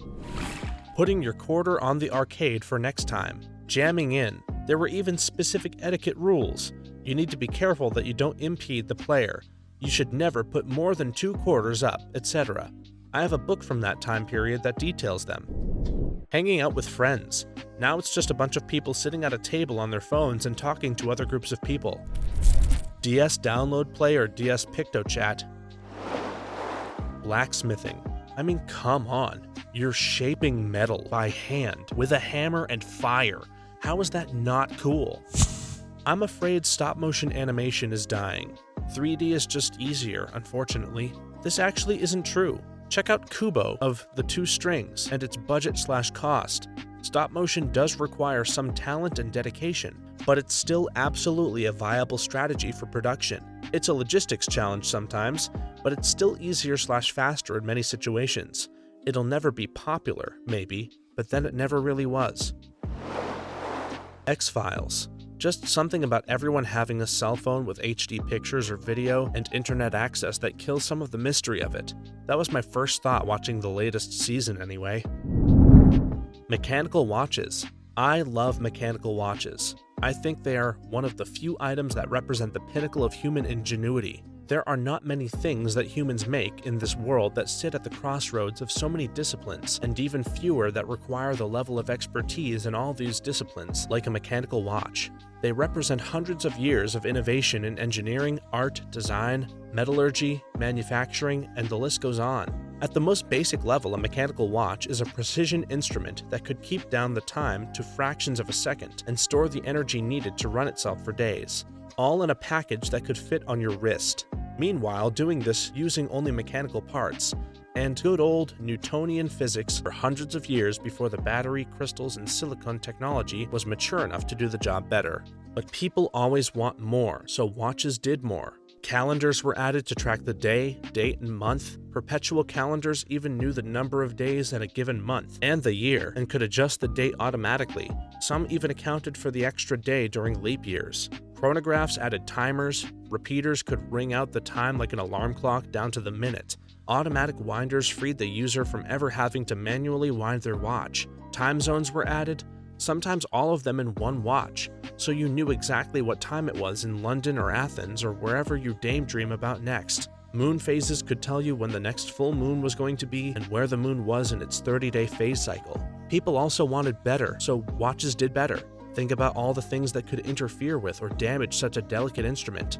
Water intrusion, extreme hot and cold, electromagnetism, shock, gravity, pressure from being taken thousands of meters underwater, lack of pressure from being taken thousands of meters into the air, non-linearity of performance when energy reserve is extremely low, overwinding by the user, the inherent losses due to friction between moving parts, etc., etc., etc. And just know that someone in the roughly half a millennium of watchmaking history had struggled with and come up with a solution to that particular problem. Beyond the technical geekery though, on a spiritual level, mechanical watches speak to who we are as people. It represents our species at its best, as thinkers and artists, yet its most basic function is to remind us of how temporary and fleeting our time truly is. And to build such an instrument required generations of humans and all their combined time and energy. Sense of discovery in games. I feel like a lot of people just look things up now rather than playing the game to find things, and it loses that element of, whoa, that's really cool. Kinda sad. The average amount of organic movement or steps we take on a daily basis. There are so many fewer reasons to move our bodies and go outside or walk anywhere. Milkmen. I can just pay somebody and they'll bring milk to my door every day? Who wouldn't want that? A rare white wolf in Yellowstone. Cell art and cartoon animation by hand. YouTube killed the footballing mishaps DVD industry. Calling up your crush's house and hanging up. Blacksmithing. YouTube has started bringing a little love back to it though, which is beautiful. Radio phone-in competitions.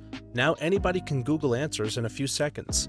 They used to also do something like play part of a given song backward or manipulate it in some other way and ask you to identify it. Sometimes it could go on for days or weeks until somebody got it. Then it became trivial to reverse the transformation and get the answer. The ability for children to visit steamy jungles, grassy plains, and the dark depths of the ocean to meet and learn surprising facts about the magnificent animals that live there, all through the captivating, colorful pages of zoo books. Critical thinking. Coffee shops. It used to be a place where you would go and read or write, possibly make new friends, and chat with people. Now a coffee shop is just a sea of laptops, a de facto office for people who have no office. The slow life. Technology has made everything instant, and instant gratification is killing our ability to enjoy the simple things in life. Movie theater projectors and projectionists. Penmanship. I think Polaroids were pretty cool.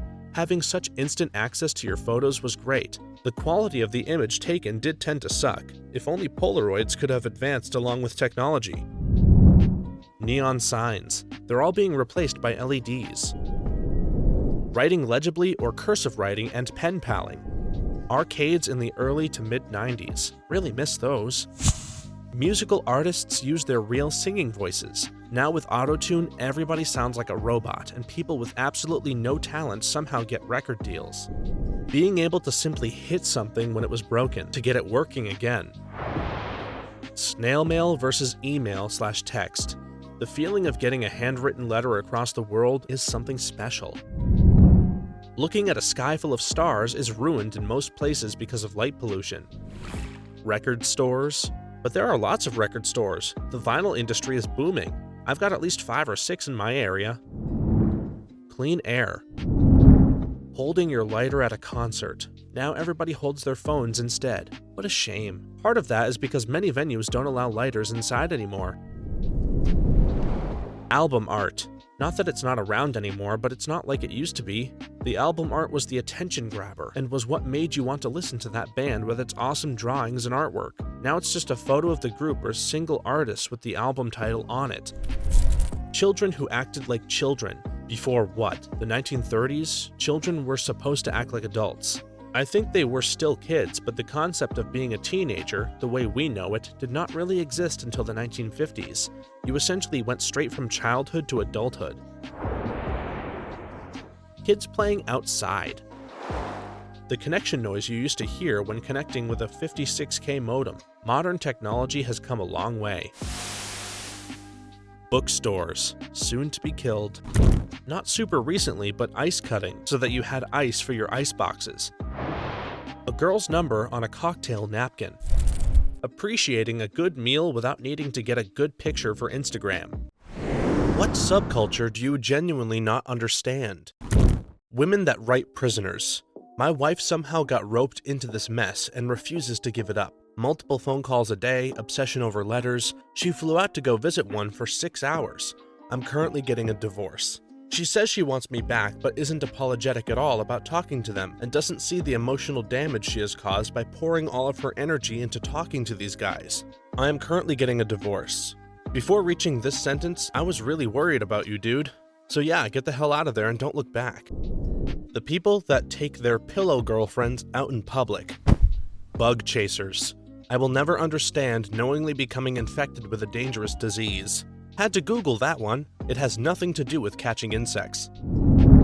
I don't understand how you can talk about vaping nonstop every day for months on end. I'm all for that stuff, but it's like me talking about apples and how they taste, and different techniques for eating apples, and how you know a guy in the next town over that makes custom apple eating forks, and that you subscribe to Apple Eating Magazine. I vape. My conversations about vaping generally go like this. Me. Oh, that smells good. What flavor is it? Them. Raspberry lemonade? Me. Cool. The whole YouTube subculture with its drama, etc.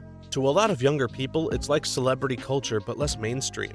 I've always heard about these odd dramatic vloggers who only take videos of their life, but I've never actually encountered one on YouTube until I walked in on my 11-year-old cousin watching one. I suppose you're right in saying that younger children are looking to these people as their variant of mainstream celebrities. The new Kardashians, maybe. The folks, usually men, usually from rural areas, who roll coal. They modify their big-ass diesel truck engines to emit a crap load of sooty exhaust. They'll sometimes even do this as they pass by pedestrians, blasting them with that pollution. They think it's funny and will even film it or post it on social media. I really don't understand these musician fan groups like Rihanna Navy or Katy Cats. Fair enough if you want to be a fan, but they take it to the extremes, hating other fan bases and trying to take over Twitter to be the biggest fan base, etc. Why can't people just enjoy things and accept that some people enjoy other things? Apparently Lorde doesn't like this kind of fandom either. Her fans wanted to call themselves the Disciples, but she said no. Teaboos. People obsessed with British culture. The UK is alright, but for everything good about it, there are many bad things. For every Blackadder, we have a Miranda. Cheating in multiplayer games, aimbotting and wall hacking, etc. The joy is the challenge. If you remove all the challenges, what's the point of the game? The anti-scientific groups on the internet. I mean, really, how do they think we got the internet in the first place? Turns out science is actually kind of useful stuff. There are a ton of different strains of this. A few in particular I'd like to mention are flat earthers for the sheer absurdity and the anti-vax movement for being such a simple but harmful variant of anti-science. My Little Pony people. Flat earthers. Feeders, the ones who love getting women obese. Drugs. Not just using it, but identifying so strongly with drug use that you think of it as a part of your culture is mind-boggling to me. For clarification, I'm including alcohol in this. Does this count with stoners? You smoke weed. Cool. It doesn't need to be the only thing you talk about, and you really don't need to have a leaf printed on every item of clothing that you have. People who sell "it works" and other similar MLMs. Anti-intellectualism. It's like stupid people learned about relativism and decided that everything can be an opinion. Opinions can be supported by facts, but that doesn't also make a fact an opinion. It's like someone absolved everyone of any sense of accountability. I've never experienced a movement before that made me ashamed to be from my country, and I almost never think in terms of my own national identity.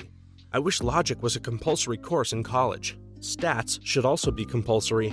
The whole trend of people arguing feelings over statistics and anecdotal evidence over numbers is appalling. Yet stats can be manipulated, but that's exactly why people should learn them. To understand what they mean when they are presented to you so you can understand if you're being fooled or not. The whole stats can be made up and it's a hoax from the government to indoctrinate me is like, sweetie, you already are brainwashed. Really hardcore racists. I just don't understand them. I have seen entire forums ridiculed with racist nonsense, and it just really confuses me. Who has so much unnecessary hate for something that they are willing to waste so much of their time reading and writing about it? Why are these people like this? I don't know. But it is actually ridiculous some of the extents that these people go to just because someone is from a different country to you or looks a bit different, despite them still being human. Like once I read about a guy who refuses to eat Mexican food because they can't tolerate anything Mexican. Facebook salespeople. My friends have all decided to sell crap on Facebook. Now their entire identity is being a lotion salesperson. They post all day about how meaningless their lives were before selling lotion. They host cyber cocktail parties where they'll all sip wine and talk about lotion. They post pictures of their kids with captions like, "They are the reason I sell lotion." They travel to seminars about lotion. They mock all other lotions. They brag about how much lotion they sell and try to recruit everyone around them. We aren't even friends anymore because they don't have any time or energy to waste on non-lotion people. Mom culture. I'm a mom. It's hard. It's tiring. It's thankless. But I don't sit and drink wine all day. I don't hide in the laundry room with a bottle of wine. I don't pressure myself to be the best according to other people's standards.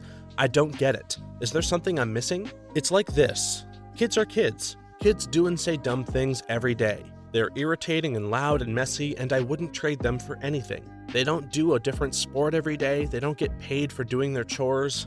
I tell them no all the time. I buy them semi-cheap clothing because they're either going to ruin it or outgrow it after 1 or 2 uses. I don't run a kid-centered household. I run a parent-centered household, and if they don't like it, they can live somewhere else. My job, my endgame as a mother, is to make sure my children are functioning, intelligent, reasonable adults who can think for themselves and hopefully make this world a better place. They each have talents, and I need to help them find what they are and how they can use them to their full potential. I take pictures of them often, but I don't share them for likes or go viral. My kids do hilarious crap. It goes in the memory jar. I send an email to the accounts I made for them. When did catering to the child's every whim become a thing? Why is it a thing? I am not a yoga pants wearing, wine bottle chugging, organic only, perfect Pinterest party planning mother. I'm just a regular mom with regular kids and a regular husband living a regular life. I guess I'm more of a Roseanne mom than whatever else these crazy people are putting on. A lot of the girls I went to school with have kids now, and this feels like the only way to describe them. I call them Facebook moms. I can't explain why, but I get so annoyed over some of their statuses. Only my child could fall over on the way to the doctor. Really? Only your child? Your child is the only child who could do some super common thing that might mildly inconvenience you? The Minion memes alone make me want to start chugging wine. Criminal motorcycle gangs. Guy 1. Okay, we're going to band together to commit organized crimes, like selling drugs and doing violent stuff. So dress like normal people and fade into the background so we don't get caught. Guy 2. Undercover cop. No way, man. We're gonna wear black leather jackets with a great big colorful patch on the back, and then we're gonna ride these very loud and obnoxious motorcycles so everyone knows who we are and what we're up to. Guy 1. Okay, cool. Let's go with that. Guy 2, walking away. My job here is done. Most motorcycle clubs started as just that. The enjoyment of motorcycles. Many older clubs were mostly vets just looking for something after the war. Depression turned into drugs. Drugs turned into criminal activities, turned into full-on outlaw gangs. Those React videos that are now on YouTube, what's the deal with that? Can't the new generations make up their own opinions? There's a difference between a reaction and an opinion, people. It depends. Some videos like Elders React to GTA I find awesome, but other React videos are cringeworthy. I think the Elders React is the only one I would watch. It's interesting to look at the generational change, but when it's some kid reacting to Lady Gaga's new music video, how much can you react to a new song? Plastic surgery. Some people really do overdo it, like the human Barbie. The Barbie girl is a proper weirdo. Not only does she constantly claim that she hasn't had any surgery, but she also thinks she's some sort of alien goddess sent to us to save us from negative energy and the like. You forgot the part where she says she survives off of light and air and doesn't ever eat anything. People obsessed over the presidential and royal families. Yes, they all did great things, but what the hell? There's always a new documentary or book or movie about Kennedy, Reagan, or Princess Diana. I don't understand. What is there more to learn about these people? Jackie saw her husband die in front of her, and these people glorify it to make it some beautiful thing. And Diana, I loved her, but I'm not going to sit down and watch the 20th anniversary of a dead woman documentary. These people glorify her death and forget that Prince Henry and William have mental problems from losing their mom. I don't understand the fascination of Star Wars. I saw the movies, but didn't think much of them. Yet I see thousands of hardcore fanatics around the world.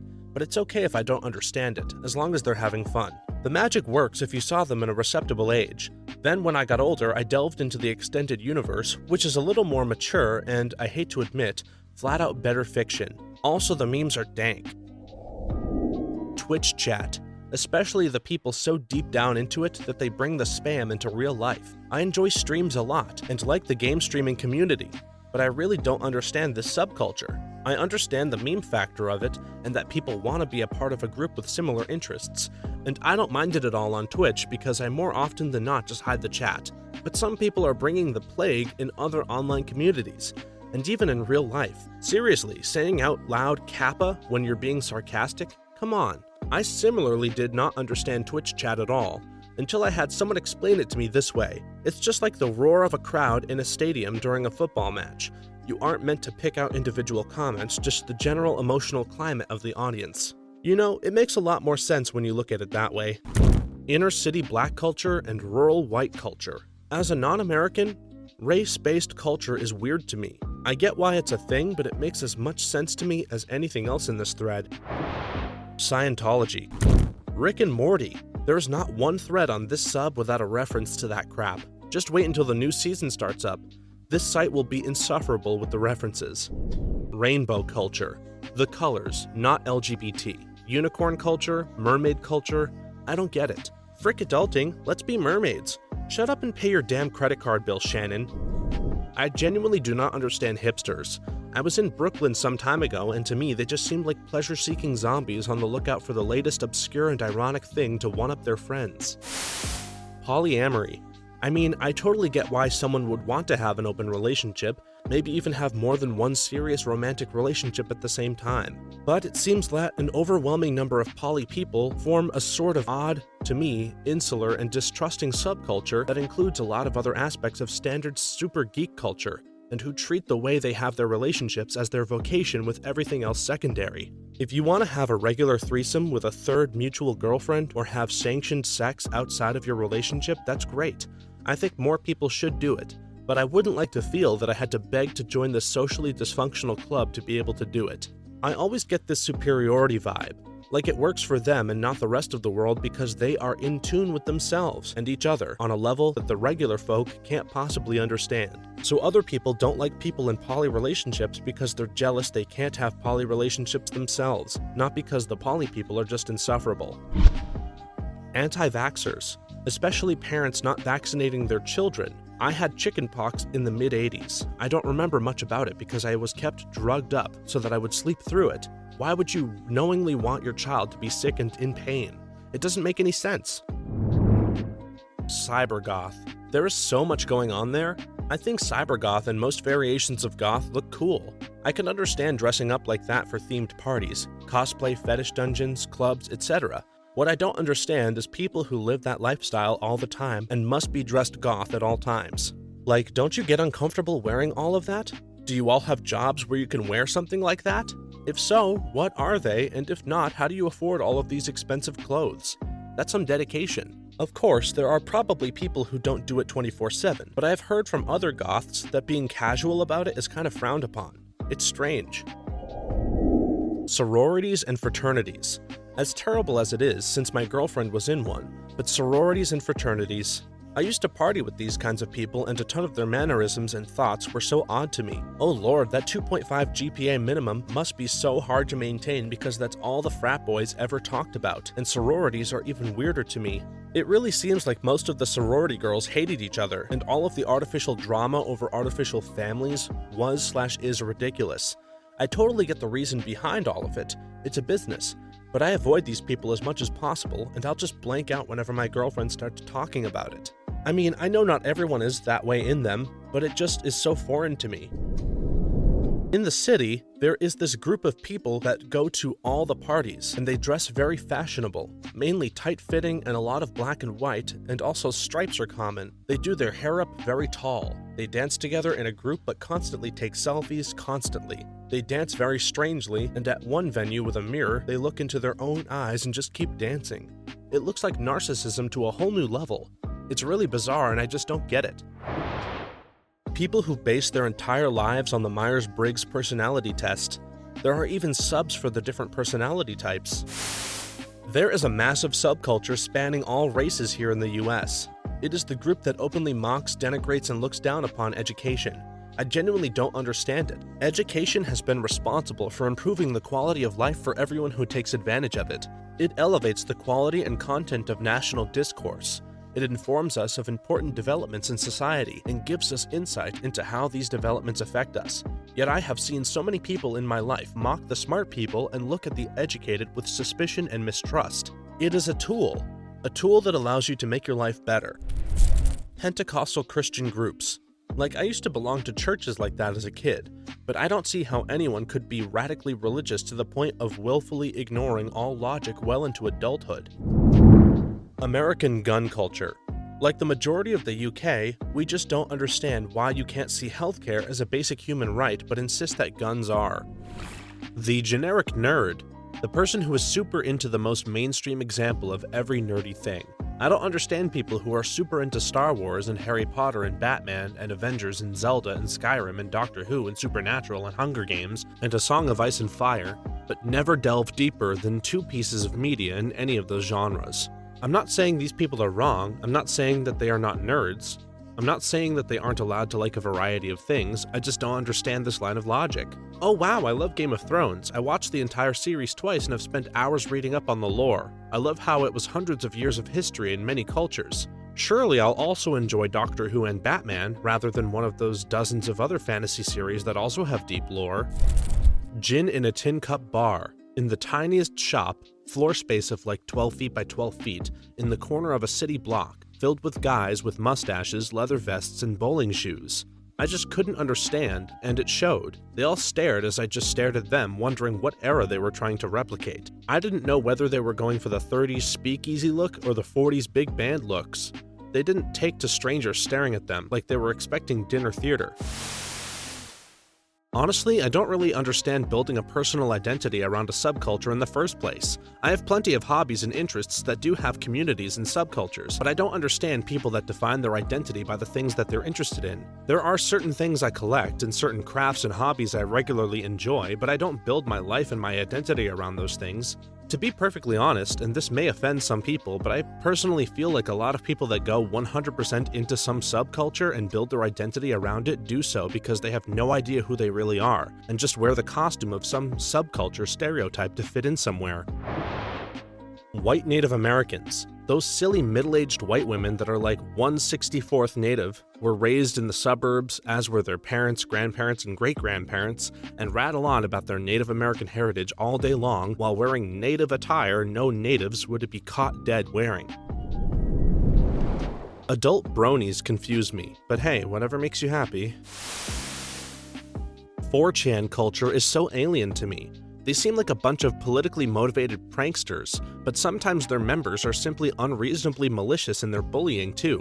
I don't get what they're all about. Rolling coal. I'm fine with enthusiasm for old cars and steam trains, but modifying modern engines to be less efficient and more damaging? I don't see what that celebrates. I don't understand Twitter. Even tweets don't make sense anymore. Any subculture that sees getting an education as anything other than a good thing. The first time I saw this was with black kids that thought getting their diploma was white.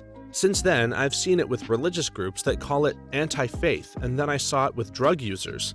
Okay, that last one at least makes a little sense since they're killing their brand sales anyway, but I will never understand why someone would be willfully ignorant. Being ignorant is fine. Being willfully ignorant requires a dedication to stupidity that boggles the mind. Those people who put rings in their ears to make the holes big enough to drive my car through. I mean, hey, if that's what your thing is, I got no problem with it. I just don't get the appeal. Prepper/militia culture. I live in Michigan, and it's big out here. These people spend tens of thousands of dollars preparing for some sort of war that they have no good reason to think will actually occur. I'm talking these people stockpile weapons and food, build underground bunkers, conduct tactical training, and have logical and regional and national meetings. They aren't messing around. The scary part is that they get so into it that they sort of yearn for the world to fall apart. I honestly think it's only a matter of time till one of them pulls another Oklahoma City. Hitler admirers. YouTube personalities. My kids watch these people religiously. There is zero entertainment here. I mean, I get it. When I was a kid, my mom hated, "You can't do that on television. You aren't going to like lots of crap that your kids like." But there are grown adults watching this crap. I just can't. There is actually some excellent content on YouTube that would never be found on television. Everything you can imagine, for every niche, is there. There's obviously a lot of awful content, seeing as anybody can post there. I'm sure that's what your kids like because kids have terrible taste. But I watch and enjoy many channels that review and explain films in great detail, talk about games in very different manners, etc. What I'm saying is, there's good and bad on any entertainment platform, and it's unfair of you to lump them all in "this is terrible" camp. Would you ever say all television is awful? I doubt it, because that's such a blanket statement, and if you wouldn't say that, then you're a hypocrite for saying that about YouTube. Motorcycles and having to be as loud and obnoxious as possible because why exactly? Why is it necessary to be as loud as possible, then congregate in large groups of being obnoxious? Why is it necessary to start up your glorified bicycle and then idle it for 15 minutes while doing nothing? Do they just crave the attention that badly? Do they hate everyone around them? Genuinely mind-boggling. Bicycles are fun, but motorcycles are even more so. That's why I ride both. The idling thing goes back to an old idea that warming your motor up before using it helps extend its life. That's still something debated in the community. It mainly applies to really old bikes, or one with extensive engine mods. The loud pipes thing is different for people. Some think it's a safety thing so people know to look out for you on the road. Some people are just gearheads and like the sound of customizing their bikes. Other people just want to be loud and obnoxious, like you said. I don't really understand biker cultures though. I tend to like riding alone. People who spend tons of money buying cosmetic skins for online games that nobody cares about except them. I've never bought a cosmetic item in a game, with real money, and I never will. But even if you do spend a few bucks here and there, that's nothing next to those who spend thousands buying loot boxes. It's such a scam. Anarcho-capitalism. I don't understand how anyone could look at the world today and think, yes, get rid of the government oversight, give all the power to corporations. I really don't get sovereign citizens at all. I worked at what can be best described as a government conspiracy radio station almost 10 years ago. That's where I first heard of them. Most of what I heard at that station was way out there stuff. Alex Jones type stuff. Then recently I found a whole compilation on YouTube of these folks acting a fool and getting arrested. The one that sticks out to me is this Valley girl that told a cop that she and her friend got the benefits and rights of being an American citizen without having to follow any of the laws. Unreal. Anti-vaxxers and people who believe in a natural cure for diseases instead of a well-researched and well-developed medical solution. People who self-identify as other animals, i.e. that think they are a cat in a human body. Transsexual people have a biological basis in the form of hormone exposure while the brain is developing and thus are perfectly mentally healthy in that regard, i.e. in terms of their gender identity. You are not a cat in a human body. Therians. No, you do not have the soul of a wolf living inside you. Furries. Anti-vaxxers. Thanks for the recent measles outbreaks, you Google-educated idiot. Dabbing. 4chan. CrossFit. I'm about to get downvoted to hell, and it might not even be a subculture, but whatever. I just don't understand the romanticizing of transgender/non-gender people. Clarification, I understand what it means to be trans and non-gendered, and I believe these people deserve equal rights.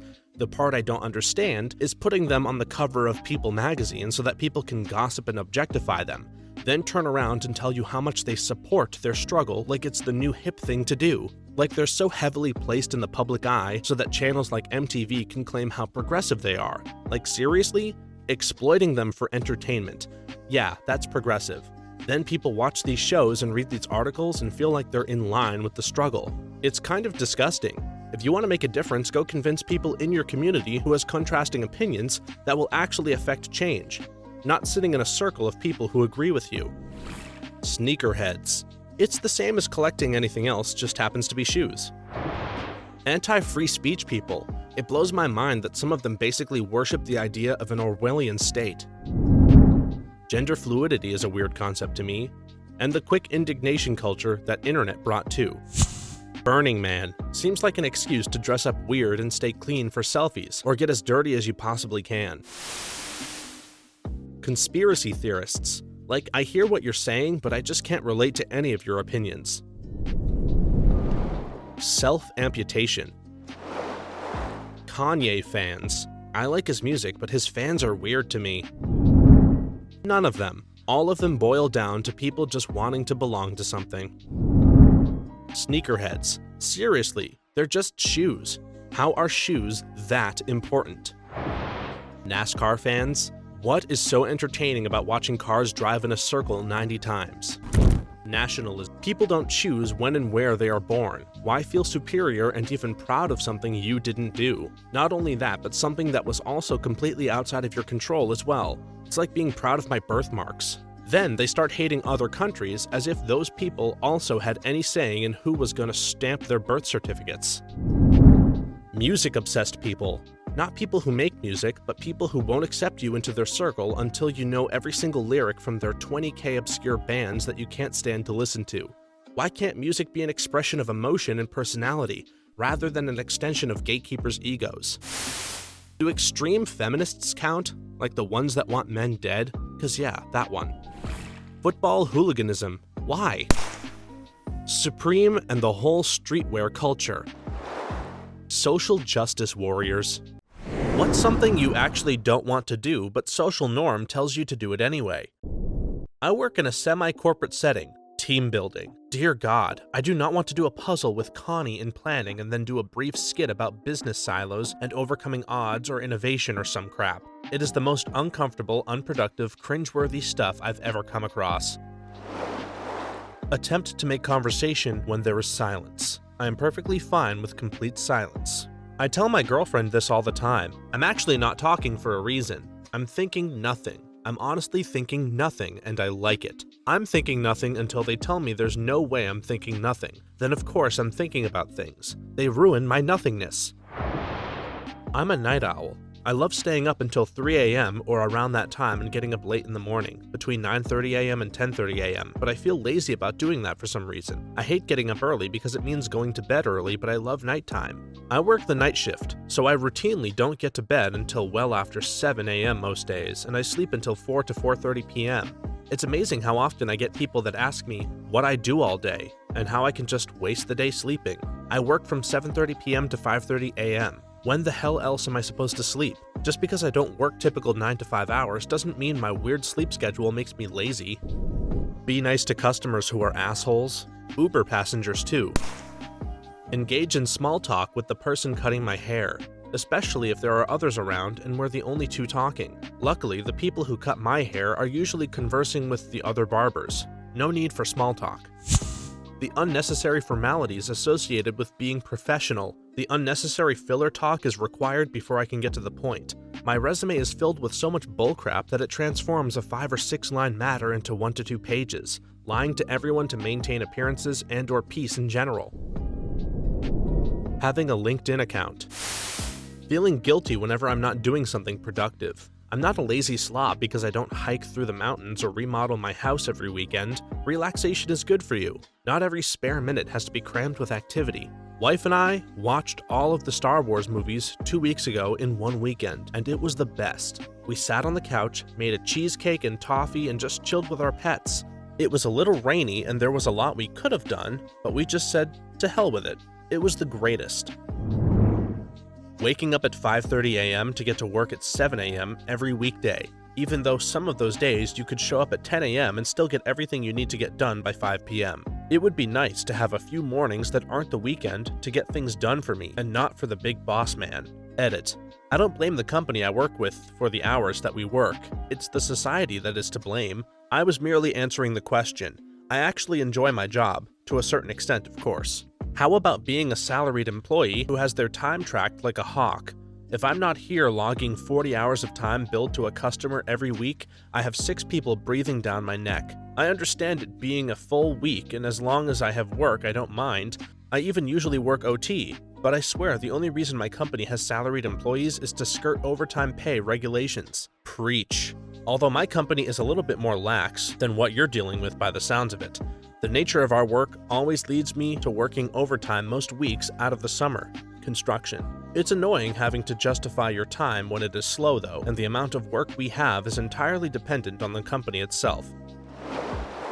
Having to make ridiculous excuses for not going to an outing or party or event instead of just saying, I don't feel like going. I mean, you don't have to, you just risk having those people never invite you out again, because apparently you don't feel like hanging out with them. I lost friends this way. I was willing to lose those friends, but that's how it happens. Yeah, I started telling my friends I don't feel like it, and they were all polite in response, but I did realize they will eventually not invite me anywhere if I never accept their invitation. Social norms tell us family is always family. I don't believe that. If they don't deserve to be in our family, then they're gone. I told my girlfriend this and she told me it wouldn't matter if the uncle diddled the niece, he'd still be family. Nope, I'm with you. Just because we were born to people who know each other, or are related, doesn't mean we have anything in common, and that they are selfish assholes I would never choose to hang out with. Why does blood relation force it? Exactly. My family insists on keeping up the farce of the family, despite living all across the country and never taking a moment out of anybody's day to care about somebody's emotional needs. Seems like they want to keep up the appearance of being family rather than actually doing anything that family members would do for each other. Be okay with coworkers disappearing for smoke breaks, while it's not okay for non-smokers to take up just as much time taking a break just because. In most companies I know in Germany, you need to sign out when you go smoking. Small talk with people you kind of know but aren't really friends with at social gatherings because you've been seated next to them at the table or whatnot. That sucks. Mostly because I suck at small talk, but still. It just takes practice. I hate small talk too, but I'm good at it because it was required for my job, so I learned to do it. Just ask questions. People generally like talking about themselves, so ask what they do, if they've traveled recently, and how they know your mutual acquaintance. Get them talking about themselves, and suddenly you've made adequate small talk and got to know someone better all at the same time. Oh, and listen to their answers. Edit. A few more tips on small talk. At some point, you want to start enjoying the conversation by relating your own experiences to the conversation. This can be tricky to bring up because how can anyone organically bring up their love of hammocks and vintage polka dot sock collections? Just ask them flat out what their hobbies are. It's just that easy. And don't say, "What are you into?" because they'll give a generic answer like sports or cooking. If you ask what their hobbies are, they'll narrow it down. Sports becomes lawn tractor racing, and cooking becomes molecular gastronomy. Once it's been narrowed down, learn everything you can about those hobbies, and they will love to tell you all about their hobby. Small talk is the art of chiseling away at a relationship. Speaking as an introvert, it used to feel pointless to ask someone if they've seen any good movies lately while I'm waiting for our mutual friend to come over. It seemed so shallow. It's not deep, I'd say. However, asking questions and listening will sift through all the bullcrap for you, and you'll start finding more and more people you'd be happy to consider a close friend. At the very least, they'll like you, and that's never a bad opinion to have in your back pocket. Settle down. I hate it. I'm 42, single, have no kids or pets, everything I own fits in my SUV, and I have no debts. I usually spend my money recklessly on experiences and travel, rather than owning a house or planning for retirement. I don't want to get married. I don't want kids. I don't want a mortgage or car payments. I just want to spend the rest of my life doing what makes me happy. Everyone I know seems to have a problem with my lifestyle. People are always accusing me of being childish or selfish because I don't want the mortgage and 2.5 children, which most folks my age swear are the keys to happiness. I see it as a nightmare, a prison. I enjoy my freedom and will only stop when I'm dead. People are always accusing me of being childish or selfish because I don't want the mortgage and 2.5 children, which most folks my age swear are the keys to happiness. So I'm happy with my 2.5 kids and a mortgage, but I think it's bullcrap that people call you childish for living your life the way you want to live it. Childish would be getting married and having kids, then walking away because you regret it, or resenting your spouse and kids forever over a choice that was yours to make. I've never understood all the resentment people have towards people who want to check out of working society or the dating pool or whatever and do their own thing. The resentment is from people who wish they were doing the same thing instead of having a mortgage and 2.5 kids. Mandatory fun. Got stuck with this a ton in the military as an officer. Hey Captain, the Colonel has invited all CGOs to his house for dinner tonight. Better be there. Yes, because my first weekend free in 2 months should be spent listening to the same guy I see every day from 0400 to 1900 tell terrible jokes while suggesting we read his general friend's terrible book. Got out of that only to find the private sector does the same thing. Ugh, you better believe it. Corporate flies me 5 hours from home for a conference. Every day has a full itinerary. But hey, at least when that's done, I can just relax in my hotel room and order a pizza, right? Wrong. We're all going out for dinner after like it's some team building exercise. Alright, fine, but at least I can sit with the 1 or 2 people I actually like and just talk about anything besides work, right? Wrong. Head of the table busts out the new company directives on this and that to be passed out at dinner. And why don't we talk about our team's productivity while we're all here just chatting anyway? At least this is company paid, so I can order that steak and lobster with a follow-up cheesecake and drown myself in a few drinks, right? Wrong. No alcohol and a limit of $25 a person. Can I pay you $25 to leave me alone? Pretending that parenting is the most amazing thing ever. Sure, I love kids. They're generally pretty cool, but they can also be relentless little assholes that exist purely to terrorize their parents and siblings. It's an exhausting, thankless job sometimes. I really hate that people can't just be honest with each other about how soul-crushing it can be at times. I don't think I slept for the first 6 years. I would have been a lot more prepared had people offered actual advice and told me just how insane I would feel after barely getting any sleep for 3 months in a row. Or that it's completely natural to fantasize about traveling back in time to shove birth control pills down your own throat. I don't have kids because every parent I know starts sentences with, "Don't get me wrong, I love my kids, but..." A former coworker of mine once went as far as to finish that sentence with, "If I could do it all over again, I wouldn't." I really hate singing happy birthday. You know, I just had this idea for my next birthday. I'm going to ask people to sing Africa by Toto to me. That is all I want from them. Just to do that. Damn, this thread was worth it, not just for coming up with that. Cause man, I'd love to hear my mother rock that chorus. Build rectangular doorways. There are other shapes, people. Being physically at work. My employer hates remote work. I'm literally showing them as I post this, I can be just as unproductive when I'm physically in the office. That's job security if I've ever heard it. Smile and say, "How are you?" all the time when I go to the shops. I live in Australia and everyone's so damn friendly.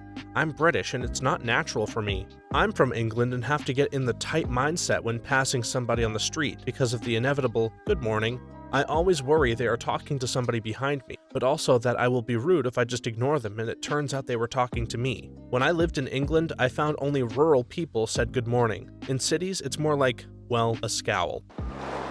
Work 8 hours a day, 5 days a week. I think it's a travesty that this is the norm. But if you say you want to work less, you're labeled as lazy. I'd be 100% fine with a 4-day work week and 3-day weekends.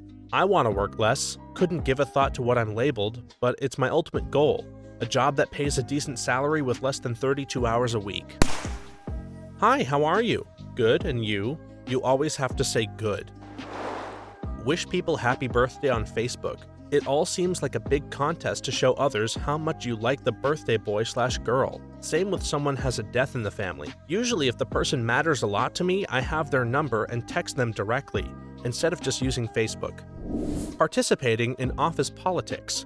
I just want to get my work done in an efficient manner. Why are you trying to sabotage me with all this tedious bullcrap? Just because I get along with one person, that means I'm on their side, or whatever apparently. I just don't care. This was absolutely the most unpleasant part about getting a big boy job. I just want to write dope computer programs and automate myself out of a job, and these yahoos want to gossip and crap talk. Send thank you cards. If you give me a gift, I'll say thank you. My gratitude is real, but I'm less grateful in the moment when I have to sit down and do the homework assignment of writing and mailing a card. Oh god, my mother is obsessed with thank you cards. Every possible reason she can have for sending them out, she does. And she made me do the same when I was little. As a result, she's the only one I ever send them to now. I'm a woman who doesn't wear makeup. Nobody really says anything, but there have been times in my life where I felt left out or immature for not wanting to wear makeup. As I get older, I see more women going around barefaced. I don't know if it's a current trend or if older women generally wear less or no makeup, but I like it. Having kids. Now, I'm not 100% against it, but why is it okay for people to harass couples and individuals about having kids? We live in a completely different world now. It shouldn't be expected as if people who don't have kids have this mark on their forehead that needs to be removed by creating life. It's like you're consistently disappointing people who wouldn't help you to take care of them anyway, or will probably never see them. And God forbid you to tell them you might not have any. The look of horror and shock is amazing.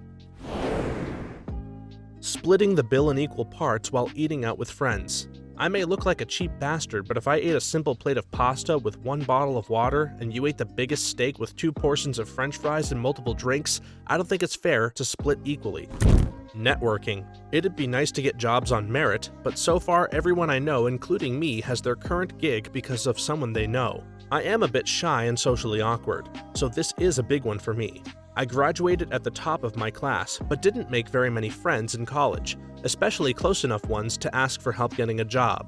However, some of my socialite-type peers, who I know I outranked academically, are in much better places than I am career-wise. I should have spent less time studying and more time socializing, I guess. Go to college and earn a degree in something. Instead of a degree, I have student loan debt. Go to baby showers. I mean, weddings are at least a trade-off. You buy a gift and travel to the wedding, but you're pretty much guaranteed, that is if you have fun, family, or friends, a pretty solid night of food, drinking, and dancing. As far as baby showers go, it is my literal nightmare to have to be somewhere with multiple women of various ages, many of whom I probably don't know, playing weird baby-themed games and buying baby gifts that honestly seem ridiculous. Babies don't need more than half the crap that they put in their registries. It's crazy. Also, there's usually stuff like vegetable platters or a bland and cheap vanilla cake. Sorry, the whole thing is just awful and stupid. Sharing my favorite food with others. Everyone declines when it's broccoli, but they fight for it when it's pizza. Saying bless you after someone sneezes. Not only is it a goofy custom, but I'm not even religious. Yet not saying anything seems impolite, and just never occurs to me to say something like Gesundheit. Shave. I'm a woman, so I need to shave my entire body because, you know, women's body hair is gross and dirty, but men's body hair is clean and natural. Also, if body hair is dirty, why are women expected to have long hair on their heads? I don't know. Shaving is ridiculous. Congratulating people for having a baby. Raise the thing properly and then I'll congratulate you. Getting children birthday cards when they are too young to read. They don't care. It's obviously for the parents, but I just find it a waste. I would want the money spent on the card to go into the actual present. Laughing at other people's jokes, even when they aren't funny. The thing is, I don't know which is worse. Keeping a solid face because it wasn't funny, or showing a fake smile or a fake laugh even though you're sure people can tell. Having to like your significant other's family. Maybe they're a bunch of wackos and you don't share any commonalities. I'm all for being civil with people, but I hate the whole pretending like I'm interested in you and small talk situation. I want to be able to pay strangers compliments. I saw a guy on the way to work that had some cool patches on his backpack and I wanted to say to him, "Hey dude, nice patches," but I didn't want to freak him out. Building credit. I understand why, but I genuinely hate how I'm viewed as a financial liability for not intentionally putting myself into debt enough. As a guy, flirting and being the one to engage first. I'm shy, and I'm not good at picking up hints or being flirty. Why can't the woman initiate, or why can't I just outright tell her, "Hey, I like you, let's go get a coffee or a bite to eat"? Leave the house.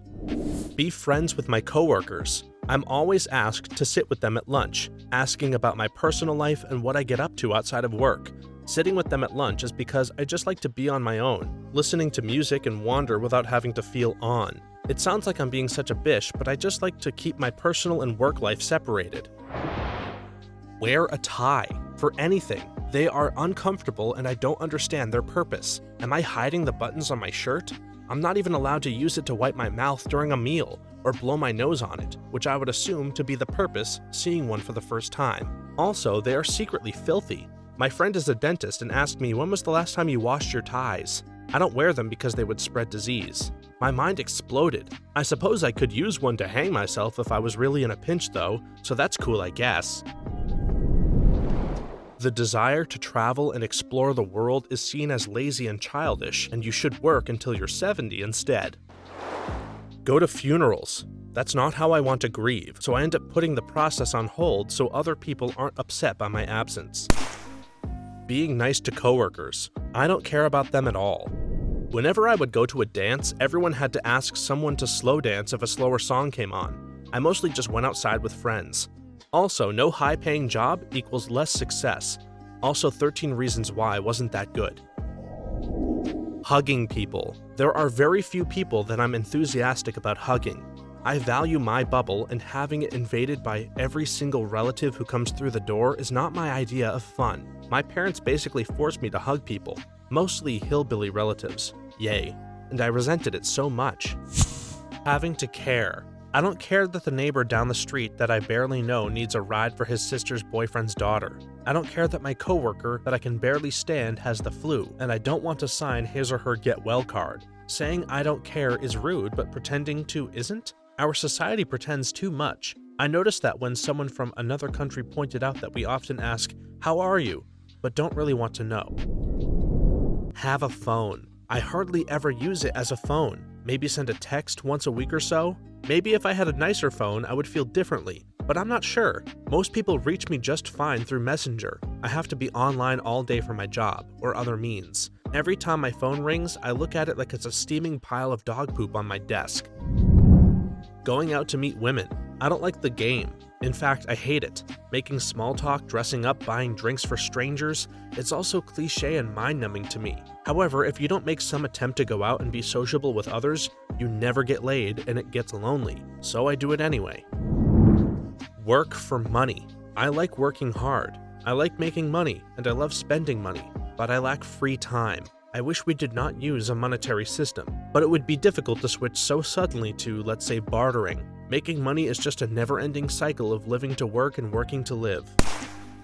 Having grand ambitions for my life. Every person that I've talked to, barring friends who asked what my life goals were, rolled their eyes at me or scoffed. All I want in life is an average job that pays a wage or salary that allows me to pay the bills, buy food, and have plenty left over to enjoy the small things in life, like traveling or video games. I don't need expensive cars, a mansion, millions of dollars in my account, a horde of women to sleep with. I just want a simple life to enjoy the simple things in life. Say good morning to every person every day. I saw you yesterday. I didn't miss you while you were gone. Apparently, it's not socially acceptable to wear an awesome-looking cloak in public. I don't have an awesome-looking cloak, but if I did, I'd wear it everywhere. Drink alcohol. I drank for a bit when I was younger, 18 to 19, but as of now, 21, I can honestly go without it. I prefer to be of sound mind. God forbid anything goes wrong and someone has to take you to the hospital. Happened a few times, and I'm the only sober one to drive. People expect me to have sympathy for them. I'm typically a cold person, so I don't like showing emotions, or I just don't care at all. Tipping. The money you pay goes to the food and thus the restaurant. They should pay their workers a fair and decent wage. You don't tip the guy at the electronics store for helping you pick out a new stereo, or a car salesman. They get paid for what they do. Why can't a restaurant pay their people? This will get buried, but I'd still like to comment. Small town nosiness. People who try to know every person by name, their family heritage, their family's family, and so on. I go out to eat at a restaurant that isn't a chain restaurant and suddenly my family is saying they know a woman who knows the man whose wife is the owner. I do not care to know other people and their connections, however close or distant they are to me. If you are not my mother, father, grandma, or grandpa, or brothers, I do not care who you are. You're not immediately in my life and I have no use in distantly knowing someone's family. It's just being nosy and it drives me insane. Of course, this is because I live in a small town, but it absolutely drives me insane, and I'm sure anyone who doesn't give a crap about other people's lives but lives in a town understands. Go to work when you're sick. Throwing a big themed first birthday party for your kids. Let's be honest, it's a lot of work, usually awkward for everyone invited, especially if both sides of the family are invited, and the kid is not going to remember it anyway. Treating children as if they are precious jewels that can neither be corrected nor disappointed. It seems that a lot of modern parents view their kids as the most important, non-fallible things on the planet and expect you to feel the same way about them. Get up reasonably early for work for 5 out of 7 days I'm alive. Just why? Progress isn't made by early risers, but by lazy men seeking easier ways to do things. Gift receiving and gift giving. It's stressful and wasteful. Gifts should only occur to genuinely help someone else out. Yeah, sure, paying for your friend's car repair when he is tight on money may not make a list as a great gift, but at least it really helps the person, unlike almost 99.99% of the gifts. Eat lunch with my coworkers. I don't want to eat, but social norms make me eat together. I'm in college, and it's pretty much the norm to drink and go out every night. Meanwhile, I just want to relax and either play a video game or watch a movie. Being at work early in the mornings, it's completely counterproductive. Wear a swimsuit. Totally pointless. Cover my tattoos at work. Not a huge deal most of the year, but summer? Apparently because I have tattoos, I have to have heat stroke for 3 months straight. Going to baby showers and bridal showers. I hate the games. I hate the tiny sandwiches. I hate sitting around with a bunch of women I don't know. I hate that I have to do these things or I'm a bad friend / relative / acquaintance, simply because I'm a woman. Talk to people. Work in a capitalist economy, making other people money while I struggle to pay my own bills. Being social with my girlfriend all the time. I love her, but sometimes I need space. Having to be the breadwinner of the family. I'm retired, and I ran and sold 2 successful businesses. I no longer have to work, and neither does my wife. My wife chooses to work because she feels she has to. When people ask me what I do for a living, they're surprised that I'm the one to stay home and take care of our kid because I'm the man. I'm supposed to be the one working until I die. Make phone calls. I have huge phone anxiety and I absolutely hate talking to anyone on the phone. But no, almost everything has to be done on the phone when it comes to bill questions and customer service, etc. Wear a tie. I feel like being hanged all day every day. Being female and not wanting kids and just not liking them in general. Yes, I'm married. No, my husband and I don't want kids. No, we're not going to change our minds, nor do we feel we are missing out on something. It's not our obligation to procreate despite what family / society says. Most people look at you like you're crazy when you tell them that. Awkwardly laugh it off like you are kidding and then patronize you by saying things like, "You'll change your mind once your biological clock starts ticking." Wait until everyone at your table has their food before you can start eating. Thanks for watching until the end. If you have a similar story to these that you want to share with us, please leave it in the comments below. If you enjoyed this video, please leave us a like and subscribe. For more videos like this one right now, please stop by our channel. Thanks again, and see you next time.